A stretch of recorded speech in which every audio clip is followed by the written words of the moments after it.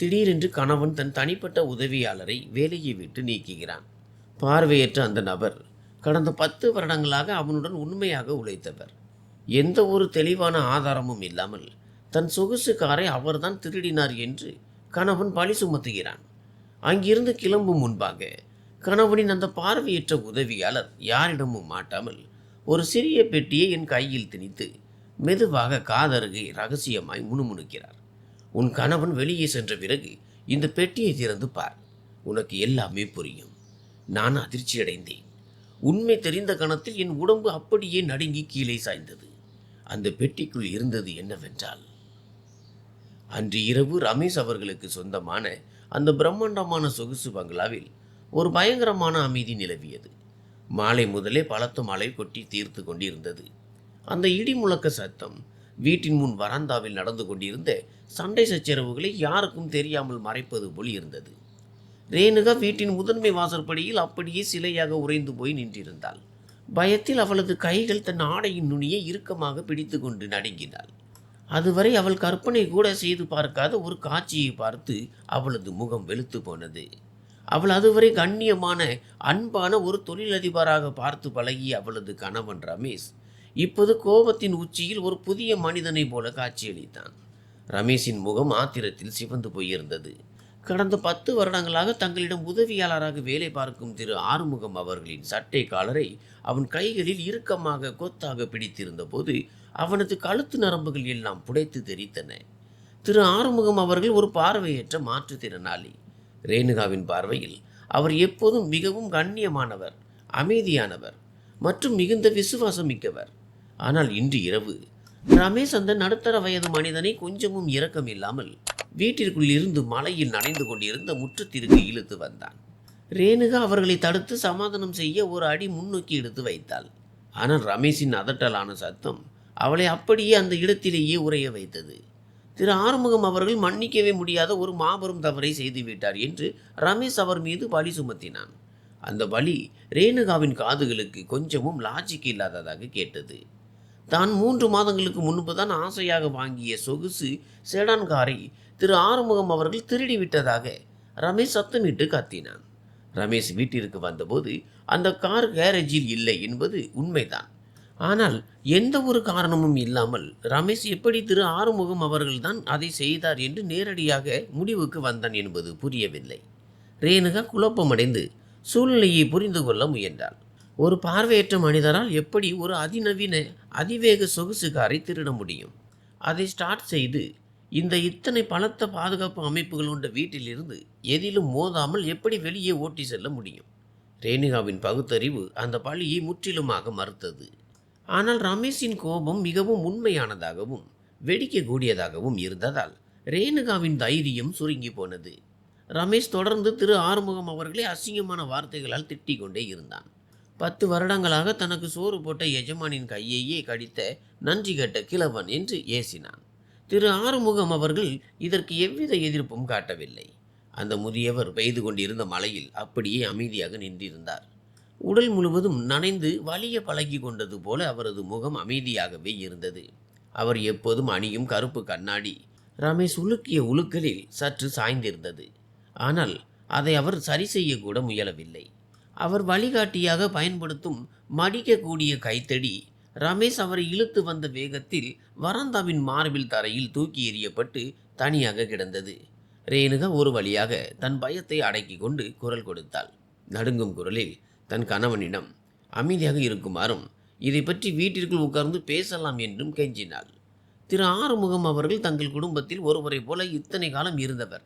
அவர் இப்படி ஒரு காரியத்தை செய்ய வாய்ப்பே இல்லை என்று ரமேஷுக்கு நினைவுபடுத்தினாள். மேலும் அவருக்கு கண்ணே தெரியாது எனும்போது அவரால் எப்படி காரை ஓட்ட முடியும் என்றும் வாதாடினாள். ஆனால் ரேணுகாவின் இந்த வாதம் ரமேஷை இன்னும் ஆத்திரமடைய செய்தது. ரேணுகா மிகவும் அப்பாவியாக இருக்கிறாள் என்றும் இந்த குருட்டு உதவியாளனின் அப்பாவி முகத்தை நம்பி ஏமாறுகிறாள் என்றும் அவளை குற்றம் சாட்டினான். ரமேஷ் அதற்கு மேல் பொறுக்காமல் திரு ஆறுமுகம் அவர்களை பலமாக தள்ளினான். அந்த முதியவர் நிலை தடுமாறி அங்கிருந்து கடினமான நடைபாதை கற்கள் மீது மண்டியிட்டு விழுந்தார். ரமேஷ் திரு ஆறுமுகம் அவர்களின் உடைமைகள் இருந்த பையை அவரது முகத்தின் மீதே தூக்கி எறிந்து அங்கிருந்த செக்யூரிட்டியை அழைத்து இந்த முதியவரை உடனடியாக வீட்டை விட்டு வெளியேற்றும்படியும் இந்த அடுக்குமாடி குடியிருப்பு பகுதிக்கே அவர் மீண்டும் வரக்கூடாது என்பதை உறுதி செய்யுமாறும் உத்தரவிட்டான். மீண்டும் இங்கு தலை காட்டினால் போலீசில் பிடித்து கொடுத்து விடுவேன் என்றும் மிரட்டினான். தன் கோபத்தை எல்லாம் கொட்டி தீர்த்த பிறகு ரமேஷ் வேகமாக மூச்சு வாங்கியபடி வீட்டிற்குள் திரும்பி நடந்தான். மலையின் தன் கைத்தடியை தரையில் தடவி தேடிக்கொண்டிருந்த ஆறுமுகம் அவர்களை அப்படியே தவிக்க விட்டு ரேணுகா மட்டும் அங்கே நின்றாள். தன் கணவனின் இந்த கொடூர குணம் ரேணுகாவின் இதயத்தை கிழிப்பது போல இருந்தது. இவ்வளவு காலம் உழைத்த ஒருவரிடம் ரமேஷ் இவ்வளவு மிருகத்தனமாக நடந்து கொள்வான் என்று அவள் நினைக்கவே இல்லை. ரேணுகா உடனே மலையில் ஓடி சென்று திரு ஆறுமுகம் அவர்களின் கைத்தடியை எடுத்து அவரிடம் கொடுத்து அவரை எழுந்து நிற்க உதவினாள். அவள் திரு ஆறுமுகம் அவர்களின் கையை பிடித்து தூக்கிய போதுதான் அவரது கைகள் எவ்வளவு மெலிந்து போயிருக்கின்றன என்பதை உணர்ந்தாள். திரு ஆறுமுகம் அவர்கள் ரேணுகாவின் கைகளை ஒரு கணம் இறுக்கமாக பற்றி கொண்டார். அவரது கைகள் குளிர்ச்சியாக இருந்தாலும் அந்த பிடியில் ஒரு தீவிரம் இருந்தது. பெய்து கொண்டிருந்த மழையின் சத்தத்திற்கு நடுவே திரு ஆறுமுகம் அவர்கள் தன் முகத்தை ரேணுகாவின் காதருகே கொண்டு வந்தார். திரு ஆறுமுகம் அவர்கள் எப்போதும் பயன்படுத்தும் தைலத்தின் வாசனையும் மலை மண்ணின் வாசனையும் கலந்து ரேணுகாவுக்கு அடித்தது. மிக மெதுவான குரலில் ஆனால் மிக தெளிவாகவும் கூர்மையாகவும் திரு ஆறுமுகம் அவர்கள் சொன்ன அந்த வார்த்தைகள் ரேணுகாவின் உடம்பில் இருந்த முடிகளை எல்லாம் சிலிர்க்க வைத்தன. அவர் அவளை அம்மா என்று மிகுந்த மரியாதையுடனும் அதே சமயம் அவசரத்துடனும் அழைத்தார். ரமேஷிடம் தனக்காக இனி வாதாட வேண்டாம் என்று கேட்டுக்கொண்டார். ஏனெனில் அது ரேணுகாவின் சொந்த பாதுகாப்பிற்கே ஆபத்தாய் முடியும் என்றார். திடீரென்று திரு ஆறுமுகம் அவர்கள் ஒரு சிறிய சதுர வடிவ பெட்டியை ரேணுகாவின் உள்ளங்கைக்குள் திணித்தார். அந்த செயல் மிக வேகமாகவும் ரகசியமாகவும் நடந்தது. இந்த ஒரு அசைவை அவர் பல முறை பயிற்சி செய்தது போல அவ்வளவு கச்சிதமாக செய்தார். திரு ஆறுமுகம் அவர்கள் மீண்டும் அவரிடம் ரகசியமாக முணுமுணுத்தார்.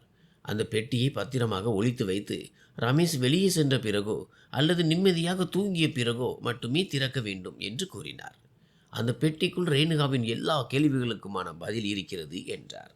அதை திறந்த பிறகு ஒவ்வொரு இரவும் தன் பக்கத்தில் படுத்து உறங்குபவர் யார் என்ற நிஜ முகம் ரேணுகாவுக்கு புரியும் என்றார். அந்த பெட்டியை கொடுத்த பிறகு திரு ஆறுமுகம் அவர்கள் ரேணுகாவின் கையை விட்டுவிட்டு தன் உடம்பை நிமிர்த்தி தன்னை பரிதாபமாக பார்த்து கொண்டிருந்த செக்யூரிட்டியின் உதவியோடு தள்ளாடி முதன்மை வாயிலை நோக்கி நடந்து மறைந்தார். ரேணுகா மலையிலேயே உறைந்து போய் நின்றிருந்தாள். அவளது கைகள் அந்த சிறிய பெட்டியை எவ்வளவு இறுக்கமாக பிடித்திருந்தன என்றால் அவளது விரல் கணுக்கள் எல்லாம் வெளுத்து விட்டன. பயம், குழப்பம், ஆர்வம் எல்லாம் ஒன்றாக கலந்து அவளது இதயம் வேகமாக அடித்து கொண்டது. ரேணுகா உடனடியாக அந்த பெட்டியை தன் ஆடையின் பாக்கெட்டில் மறைத்து கொண்டு வீட்டிற்குள் சென்றாள். அங்கே ரமேஷ் நடுவரையில் உள்ள சோபாவில் அமர்ந்து கொண்டு அடர்ந்த கருப்பு காஃபியை குடித்து கொண்டிருப்பதை கண்டாள். ரமேஷ் எப்போதுமே ஒரு சுத்தமான ஆரோக்கியமான தொழிலதிபர் என்ற தன் பிம்பத்தை காப்பாற்ற நினைப்பவன் என்பதால் அந்த வீட்டில் மதுபானங்களுக்கு இடமில்லை.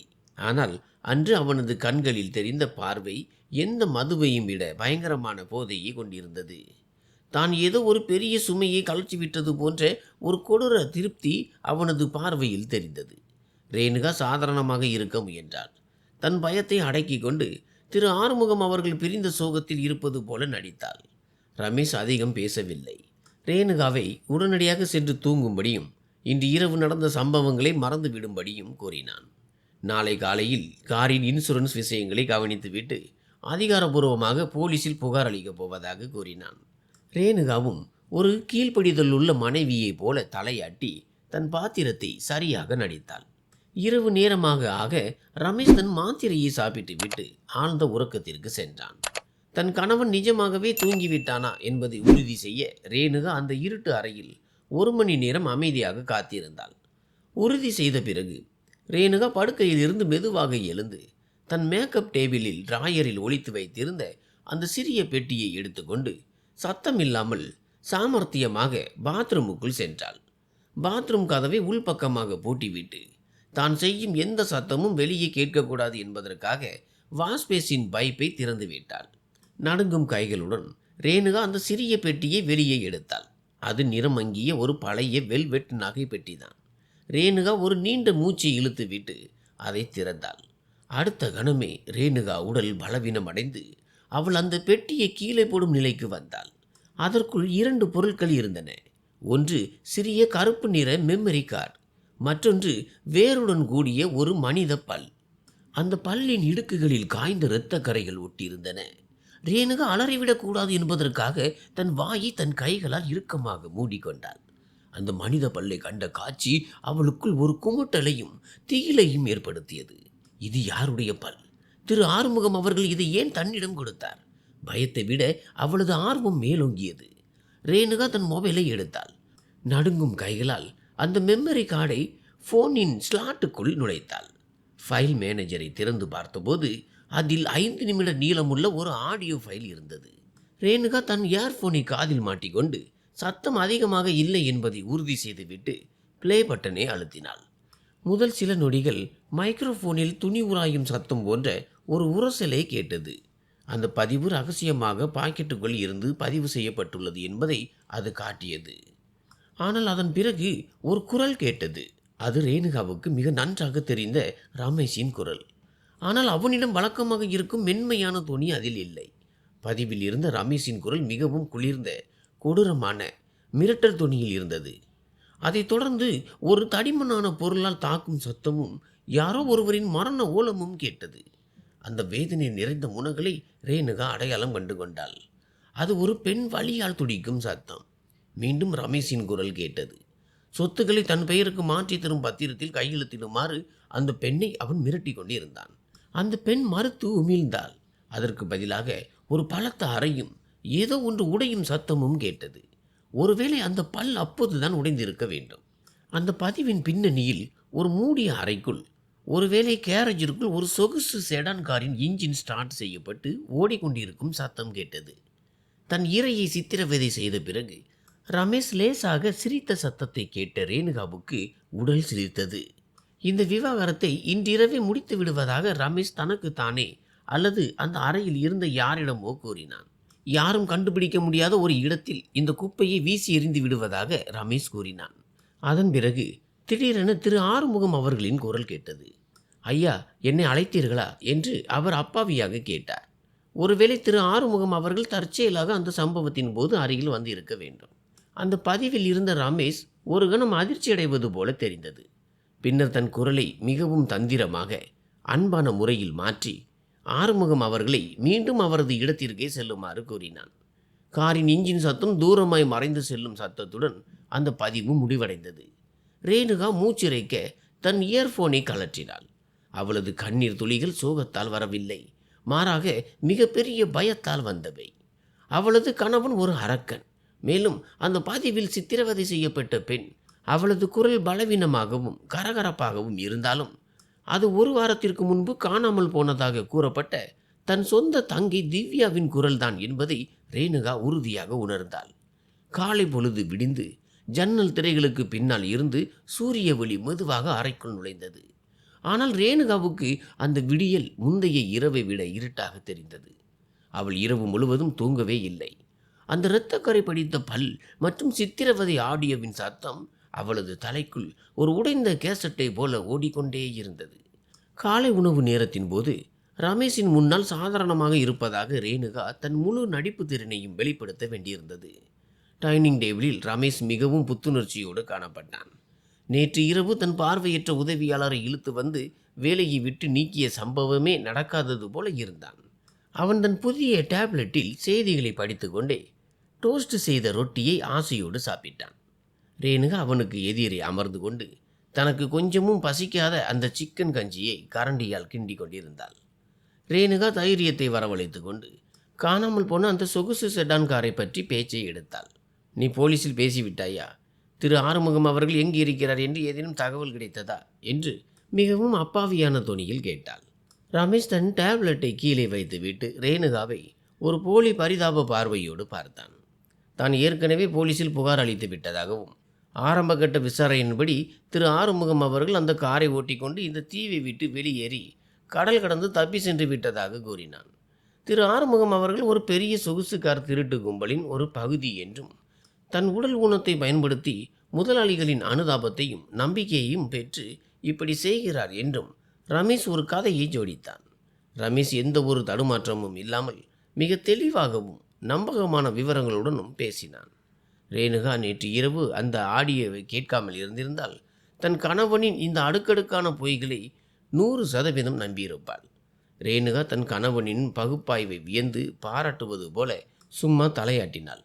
மேலும் திரு ஆறுமுகம் அவர்கள் மீது தனக்கு இருக்கும் ஏமாற்றத்தை வெளிப்படுத்தினாள். ஆனால் அவளது மனதிற்குள் தன் சொந்த மனைவியின் முகத்தை பார்த்து இவ்வளவு சுலபமாக பொய் பேசும் ரமேஷை கண்டு அசிங்கமாக அருவருப்படைந்தாள். காலை உணவுக்கு பிறகு ரமேஷ் ஆபீஸிற்கு புறப்பட்டான். கிளம்பும் முன் ரேணுகாவின் நெற்றியில் லேசாக முத்தமிட்டான். அந்த தொடுதல் இப்போது ரேணுகாவுக்கு ஒரு விஷக்கொடுக்கு தீண்டியது போல இருந்தது. ரமேஷின் கார் வீட்டின் கேட்டை தாண்டி வெளியே சென்ற அடுத்த கணமே ரேணுகா காரியத்தில் இறங்கினாள். அவளால் சும்மா இருக்க முடியவில்லை. தன் சந்தேகத்தை அவள் நிரூபித்தே தீர வேண்டும். அந்த நவீன சொகுசு செடான் காரில் மிகவும் அதிநவீன ஒருங்கிணைந்த சிபிஎஸ் டிராக்கிங் சிஸ்டம் இருப்பது ரேணுகாவுக்கு நினைவுக்கு வந்தது. ரமேஷ் அந்த காரை வாங்கிய புதிதில் அதன் சிறப்பம்சங்களை பற்றி அவளிடம் பெருமையாக பேசியிருந்தான். அந்த டிராக்கிங் ஆப் ரமேஷின் தனிப்பட்ட இமெயில் கணக்குடன் இணைக்கப்பட்டிருந்தது. ரமேஷ் தன் கேஜெட்டுகளின் தனி உரிமையை எவ்வளவு தீவிரமாக பாதுகாப்பான் என்பது ரேணுகாவுக்கு தெரியும். இருப்பினும் ரமேஷின் பழைய டேப்லெட் ஒன்று அலுவலக அறையின் டிராயரில் அரிதாக பயன்படுத்த வைக்கப்பட்டிருந்தது அவளுக்கு தெரியும். அது ஒருவேளை அதே கணக்குடன் இன்னும் இணைக்கப்பட்டு இருக்கலாம். ரேணுகா ரமேஷின் அலுவலக அறைக்கு ஓடினாள். அந்த அறையில் காஃபி மற்றும் பழைய காகிதங்களின் வாசனை வீசியது. அவள் பதற்றத்துடன் மேஜை இழுப்பறைகளை அக்குவேறு ஆணிவேராக தேடினாள். அதே சமயம் தான் தேடியதற்கான எந்த ஒரு தடயமும் அங்கே தெரிந்துவிடக்கூடாது என்பதில் கவனமாக இருந்தாள். மிக கீழுள்ள டிராயரில் நிறுவனத்தின் பழைய ஃபைல்களுக்கு அடியில் ரேணுகா அந்த டேப்லெட்டை கண்டுபிடித்தாள். அதன் பேட்டரி முற்றிலும் தீர்ந்திருந்தது. ரேணுகா உடனடியாக அதற்கான சார்ஜரை தேடி எடுத்து மாட்டிவிட்டு அதன் திரை ஒளிரும் வரை பொறுமையுடன் காத்திருந்தாள். அந்த டேப்லெட்டின் பாஸ்வேர்டை யூகிக்கும் போது அவளது கைகள் பயத்தில் குளிர்ந்து போயின. அவர்கள் திருமண தேதியை அடித்து பார்த்தாள். தவறு என்று வந்தது. ரமேஷின் பிறந்த தேதியை அடித்து பார்த்தாள். அதுவும் தவறு என்று வந்தது. இன்னும் ஒரு முறை தவறாக அடித்தால் அந்த சாதனம் 1 மணி நேரத்திற்கு லாக் ஆகிவிடும் என்று திரையில் எச்சரிக்கை காட்டியது. ரேணுகா கண்களை மூடிக்கொண்டு ரமேஷை போல சிந்திக்க முயன்றாள். ரமேஷுக்கு எது மிக முக்கியம்? பணமா, அதிகாரமா அல்லது அவனா? ரமேஷ் தன் குடும்ப பாரம்பரிய நிறுவனத்தின் தலைவராக முதலில் பொறுப்பேற்ற அந்த தேதியை அவளிடம் பெருமையாக சொன்னது ரேணுகாவுக்கு நினைவுக்கு வந்தது. ரேணுகா அந்த தேதியை உள்ளீடு செய்தாள். டேப்லெட் திறந்தது. ரேணுகா உடனடியாக வாகனத்தை கண்காணிக்கும் டிராக்கிங் ஆப்பை தேடினாள். திரையில் லோடிங் ஐகான் சுழன்ற போது அவளது இதயம் வேகமாக படபடத்தது. ரமேஷ் சொன்னது உண்மையாக இருந்தால் காரின் இருப்பிடம் நகருக்கு வெளியே எங்கோ தொலைவில் அல்லது துறைமுகத்தில் இருக்க வேண்டும். ஆனால் வரைபடம் தோன்றிய போது காரின் இருப்பிடத்தை காட்டும் அந்த சிவப்பு புள்ளி எந்த ஒரு நெடுஞ்சாலையிலோ அல்லது துறைமுகத்திலோ இல்லை. மாறாக ரேணுகாவுக்கு மிகவும் பரிச்சயமான ஒரு இடத்தில் அந்த சிவப்பு புள்ளி அசையாமல் நின்று கொண்டு சிமிட்டியது. அந்த கார் மலைப்பகுதியில், அதாவது ரேணுகாவின் பெரிய குடும்பத்திற்கு சொந்தமான நீண்ட நாட்களாக யாரும் செல்லாமல் கைவிடப்பட்டிருந்த ஒரு தனிப்பட்ட பண்ணை வீட்டின் எல்லைக்குள் இருந்தது. அந்த பண்ணை வீடு காடுகளால் சூழப்பட்ட ஒரு ஒதுக்குப்புறமான இடத்தில் அமைந்திருந்தது. மேலும் அதன் பின்னணியில் ஒரு ஆழமான செயற்கை ஏரி இருந்தது. ரேணுகா டேப்லெட் திரையில் இருந்த வரைபடத்தை பெரிதாக்கி பார்த்தாள். காரின் துல்லியமான இருப்பிடம் அந்த பண்ணை வீட்டின் கேரேஜில் இல்லை. மாறாக ஏரி என்று குறிக்கப்பட்டிருந்த பகுதியின் நடுப்பகுதியில் காட்டியது. ரேணுகா தன் மூச்சை அடக்கி கொண்டு வாயை மூடிக்கொண்டாள். ரமேஷ் ஆதாரங்களை அளிப்பதற்காக அந்த காரை அதற்குள் இருந்த பொருட்களோடு ஏரிக்குள் மூழ்கடித்து விட்டானா? கொடூரமான எண்ணங்கள் அவளை உலுக்கின. கார் ஏரியின் அடியில் இருந்தால் அதற்குள் என்ன இருக்கும்? திவ்யாவின் உடல் அதற்குள் இருக்குமோ? ரேணுகாவின் கால்கள் பலவீனமடைவதை அவள் உணர்ந்தாள். ஆனால் அதே சமயம் அந்த டேப்லெட் திரையில் ஒரு விசித்திரமான மாற்றம் நிகழ்ந்தது. வாகனத்தின் நிலை பார்க்கிங் என்பதில் இருந்து திடீரென இன்ஜின் ஆன் என்று மாறியது. திரையில் ஒரு அறிவிப்பு வந்தது. இன்ஜின் 2 நிமிடங்களுக்கு முன்புதான் ஸ்டார்ட் செய்யப்பட்டுள்ளது. ரேணுகா அதிர்ச்சியில் கண் விழித்தாள். அவசரப்பட்டு எந்த முடிவும் எடுக்கக்கூடாது. தான் திடீரென்று வெளியே சென்றால் ரமேஷுக்கு கண்டிப்பாய் சந்தேகம் வரும். ரேணுகா தன் போனை எடுத்து தன் அம்மாவுக்கு ஒரு மெசேஜ் அனுப்பினாள். நேற்று இரவு நடந்த சம்பவங்களால் மன அமைதி இல்லாததால் தன் பழைய தோழியின் வீட்டிற்கு செல்வதாக அதில் கூறினாள். ரமேஷ் ஒருவேளை தன் அம்மாவிடம் கேட்டால் அவனுக்கு சந்தேகம் வராதபடி ஒரு நியாயமான காரணத்தை உருவாக்குவதற்கான சான்றுதான் இது. ரேணுகா தன் அறைக்கு ஓடினாள். வீட்டில் அணியும் ஆடைகளை மாற்றிவிட்டு எளிதாக நடமாடக்கூடிய ஒரு இருண்ட நிற நீலவட்ட பேண்ட் மற்றும் தடிமனான ஜாக்கெட் அணிந்து கொண்டாள். ரமேஷால் பெரிதாக கவனிக்கப்படாத அவளது சொந்த சிறிய சிட்டி காரின் சாவியை எடுத்துக்கொண்டாள். வெளியே செல்லும் முன் ரேணுகா கண்ணாடியை பார்த்தாள். கண்ணாடியில் தெரிந்த அந்த பெண் பழையபடி அப்பாவியாகவும் கீழ்ப்படிதலுடனும் இருக்கும் ரேணுகா அல்ல. அவளது பார்வையில் இப்போது ஒரு கூர்மை, தீவிர எச்சரிக்கை உணர்வு மற்றும் எரியும் கோபம் தெரிந்தது. அந்த பல்லும் மெமரி கார்டும் இருந்த பெட்டியை தன் பாக்கெட்டில் பத்திரப்படுத்தி கொண்டாள். அதை தன் தைரியத்திற்கான தாயத்தாகவும் தன் உயிரை கொடுத்து காப்பாற்ற வேண்டிய ஆதாரமாகவும் கருதினாள். ரேணுகா தன் சிறிய காரை கேரேஜில் இருந்து வெளியே ஓட்டினாள்.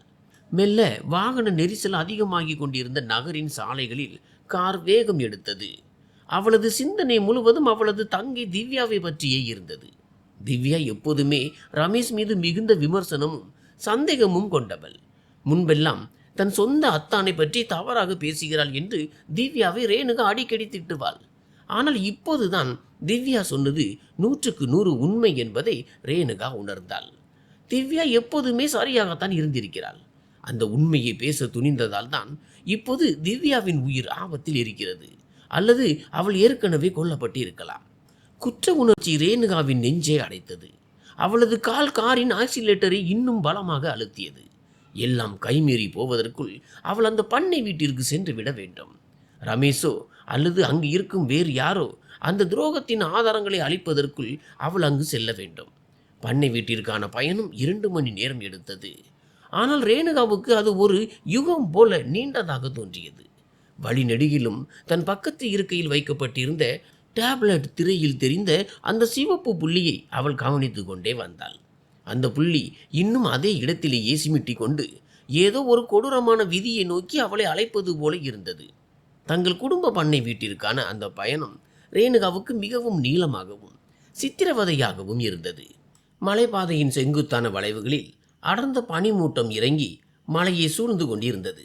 ரேணுகா தன் சிறிய காரின் ஸ்டீரிங்கை எவ்வளவு இறுக்கமாக பிடித்திருந்தாள் என்றால் அவளது விரல் கணுக்கள் வெளுத்து போயின. ஒவ்வொரு கடினமான வளைவை கடக்கும் போதும் அந்த பண்ணை வீட்டில் திவ்யாவுடன் கழித்த அவளது சிறுவயது நினைவுகள் வந்து போயின. ஒரு காலத்தில் அது அவர்கள் இருவருக்கும் ஒரு சொர்க்கமாக இருந்தது. தங்கள் தாய் தந்தையுடன் அந்த பரந்த புல்வெளியில் ஓடி பிடித்தும் செயற்கை ஏரியில் மீன் பிடித்தும் விளையாடிய இடம் அது. ஆனால் இன்று அந்த அழகான நினைவுகள் பயங்கரமான தீயிலால் கரைபடிந்து போயிருந்தன. ரேணுகா தொடர்ந்து தன் பக்கத்து இருக்கையில் இருந்த டேப்லெட்டை பார்த்தாள். அந்த சிவப்பு புள்ளி இன்னும் அங்கே சிமிட்டி கொண்டே இருந்தது. ஏரி பகுதியில் அது அசையாமல் நின்றது. ரேணுகாவின் இதயம் அவளது காரின் இன்ஜின் வேகத்தை விட வேகமாக அடித்து கொண்டது. தான் அங்கு சென்று பார்க்கும் விஷயம் தான் கற்பனை செய்யும் மோசமான ஒன்றாக இருக்கக்கூடாது என்று அவள் மனதிற்குள் வேண்டிக் கொண்டாள். ஒரு வழியாக பனிமூட்டத்திற்கு நடுவே அந்த பண்ணை வீட்டின் பழைய இரும்பு கேட்டு தெரிந்தது. அந்த கேட் சற்றே திறந்திருந்தது. பூட்டப்பட்டிருந்த சங்கிலி பலவந்தமாக உடைக்கப்பட்டு சேற்று தரையில் கிடந்தது. காரின் சத்தம் யாருக்கும் கேட்டுவிடக்கூடாது என்பதற்காக கேட்டை அடைவதற்கு முன்பே ரேணுகா காரின் இன்ஜினை ஆஃப் செய்தாள். காரை விட்டு இறங்கி எலும்பை துளைக்கும் அந்த மலைப்பகுதியின் குளிர்காற்றை தாங்குவதற்காக தன் ஜாக்கெட்டை இறுக்கமாக மூடிக்கொண்டாள். அந்த பண்ணை வீட்டை சுற்றிலும் மயான அமைதி நிலவியது. பைன் மரங்களுக்கு இடையே வீசும் காற்றின் சத்தமும் காட்டுப்பூச்சிகளின் ரிங்கார சத்தமும் மட்டுமே கேட்டுக்கொண்டிருந்தன. ரேணுகா மெதுவாக பண்ணை வீட்டின் முற்றத்திற்குள் அடியெடுத்து வைத்தாள். அங்கிருந்த பொருட்கள் எல்லாம் காடு போல வளர்ந்து கிடந்தன.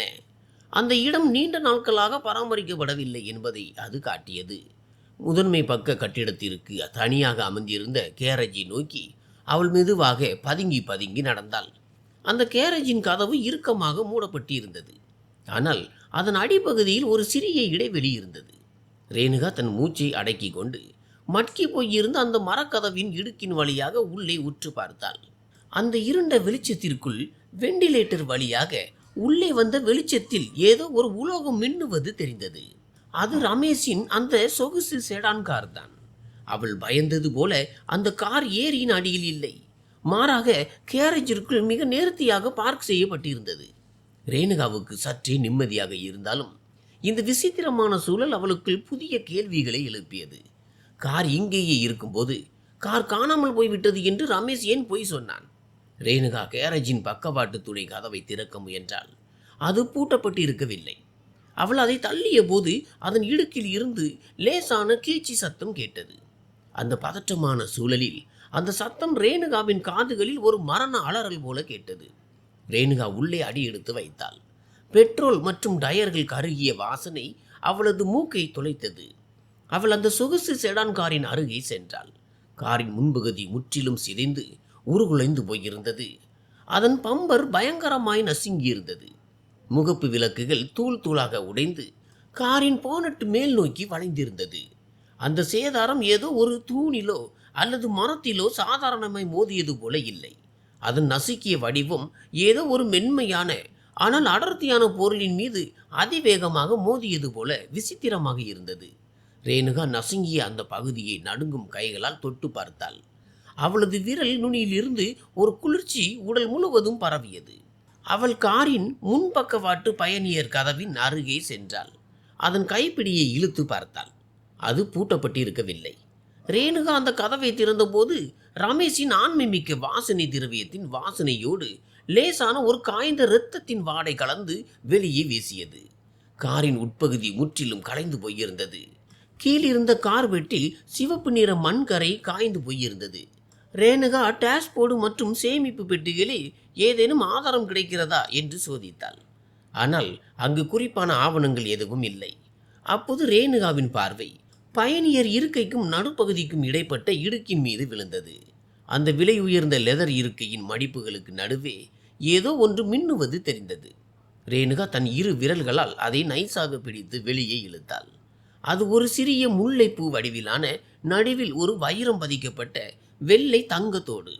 அதை பார்த்த அடுத்த கணமே ரேணுகாவின் கண்கள் குளம் போல பெருகின. அவளுக்கு அந்த தோடு நன்றாக தெரியும். கடந்த வருட திவ்யாவின் பிறந்த நாளுக்கு ரேணுகா ஆசையாய் பரிசளித்த தோடு அது. திவ்யாவுக்கு அந்த தோடு மிகவும் பிடிக்கும்.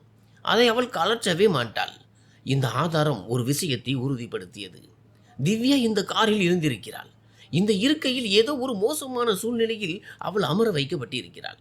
ரேணுகா அந்த தோட்டை தன் நெஞ்சோடு சேர்த்து அணைத்து கொண்டாள். அவளது அழுகை தொண்டைக்குள் தேங்கியது.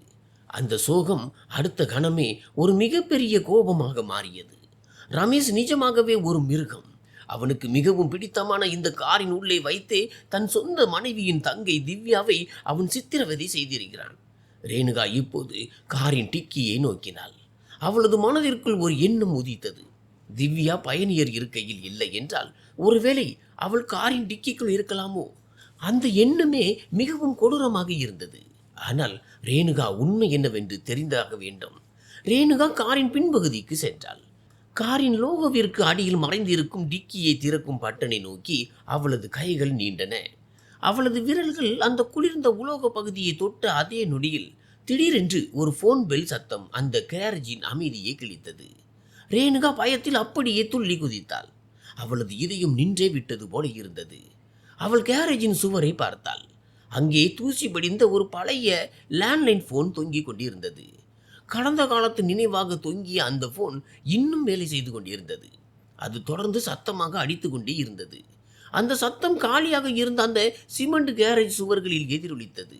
நீண்ட நாட்களாக காலியாக இருக்கும் இந்த பண்ணை வீடு போன் நம்பருக்கு இப்போது யார் போன் செய்கிறார்கள்? ரேணுகா தயக்கத்துடனும் நடுங்கும் கைகளுடனும் அந்த போனை நோக்கி சென்றாள். ரிசீவரை எடுத்து எவ்வித சத்தமும் எழுப்பாமல் தன் காதில் வைத்தாள். ஒரு கணம் அமைதி நிலவியது. பின்னர் மறுமுனையில் இருந்து மிகவும் நிதானமான கனத்த ஒரு குரல் கேட்டது. அம்மா, அந்த டிக்கியை தொடாதீர்கள். அது திரு ஆறுமுகம் அவர்களின் குரல். ரேணுகா அதிர்ச்சியில் கண் விழித்தாள். தான் இங்கு இருப்பது திரு ஆறுமுகம் அவர்களுக்கு எப்படி தெரியும்? தான் டிக்கியை திறக்கப் போகிறேன் என்பதை அவர் எப்படி யூகித்தார்? திரு ஆறுமுகம் அவர்களே, நீங்கள் எங்கு இருக்கிறீர்கள்? இதன் பொருள் என்ன என்று ரேணுகா பதற்றத்துடன் கேட்டாள். நான் சொல்வதை கூர்ந்து கவனியுங்கள் அம்மா. அந்த காரை விட்டு உடனடியாக பின்வாங்குங்கள். ரமேஷ் அங்கு ஒரு பொறியை வைத்திருக்கிறான். அந்த டிக்கிக்குள் திவ்யாவின் இரத்தக்கரை படிந்த ஆடைகள் இருக்கின்றன. அதை நீங்கள் கண்டுபிடிக்க வேண்டும் என்பதற்காகவே ரமேஷ் அதை அங்கே திட்டமிட்டு வைத்திருக்கிறான். நீங்கள் இந்த காரை டிராகிங் செய்து இங்கு வருவீர்கள் என்பது அவனுக்கு தெரியும்.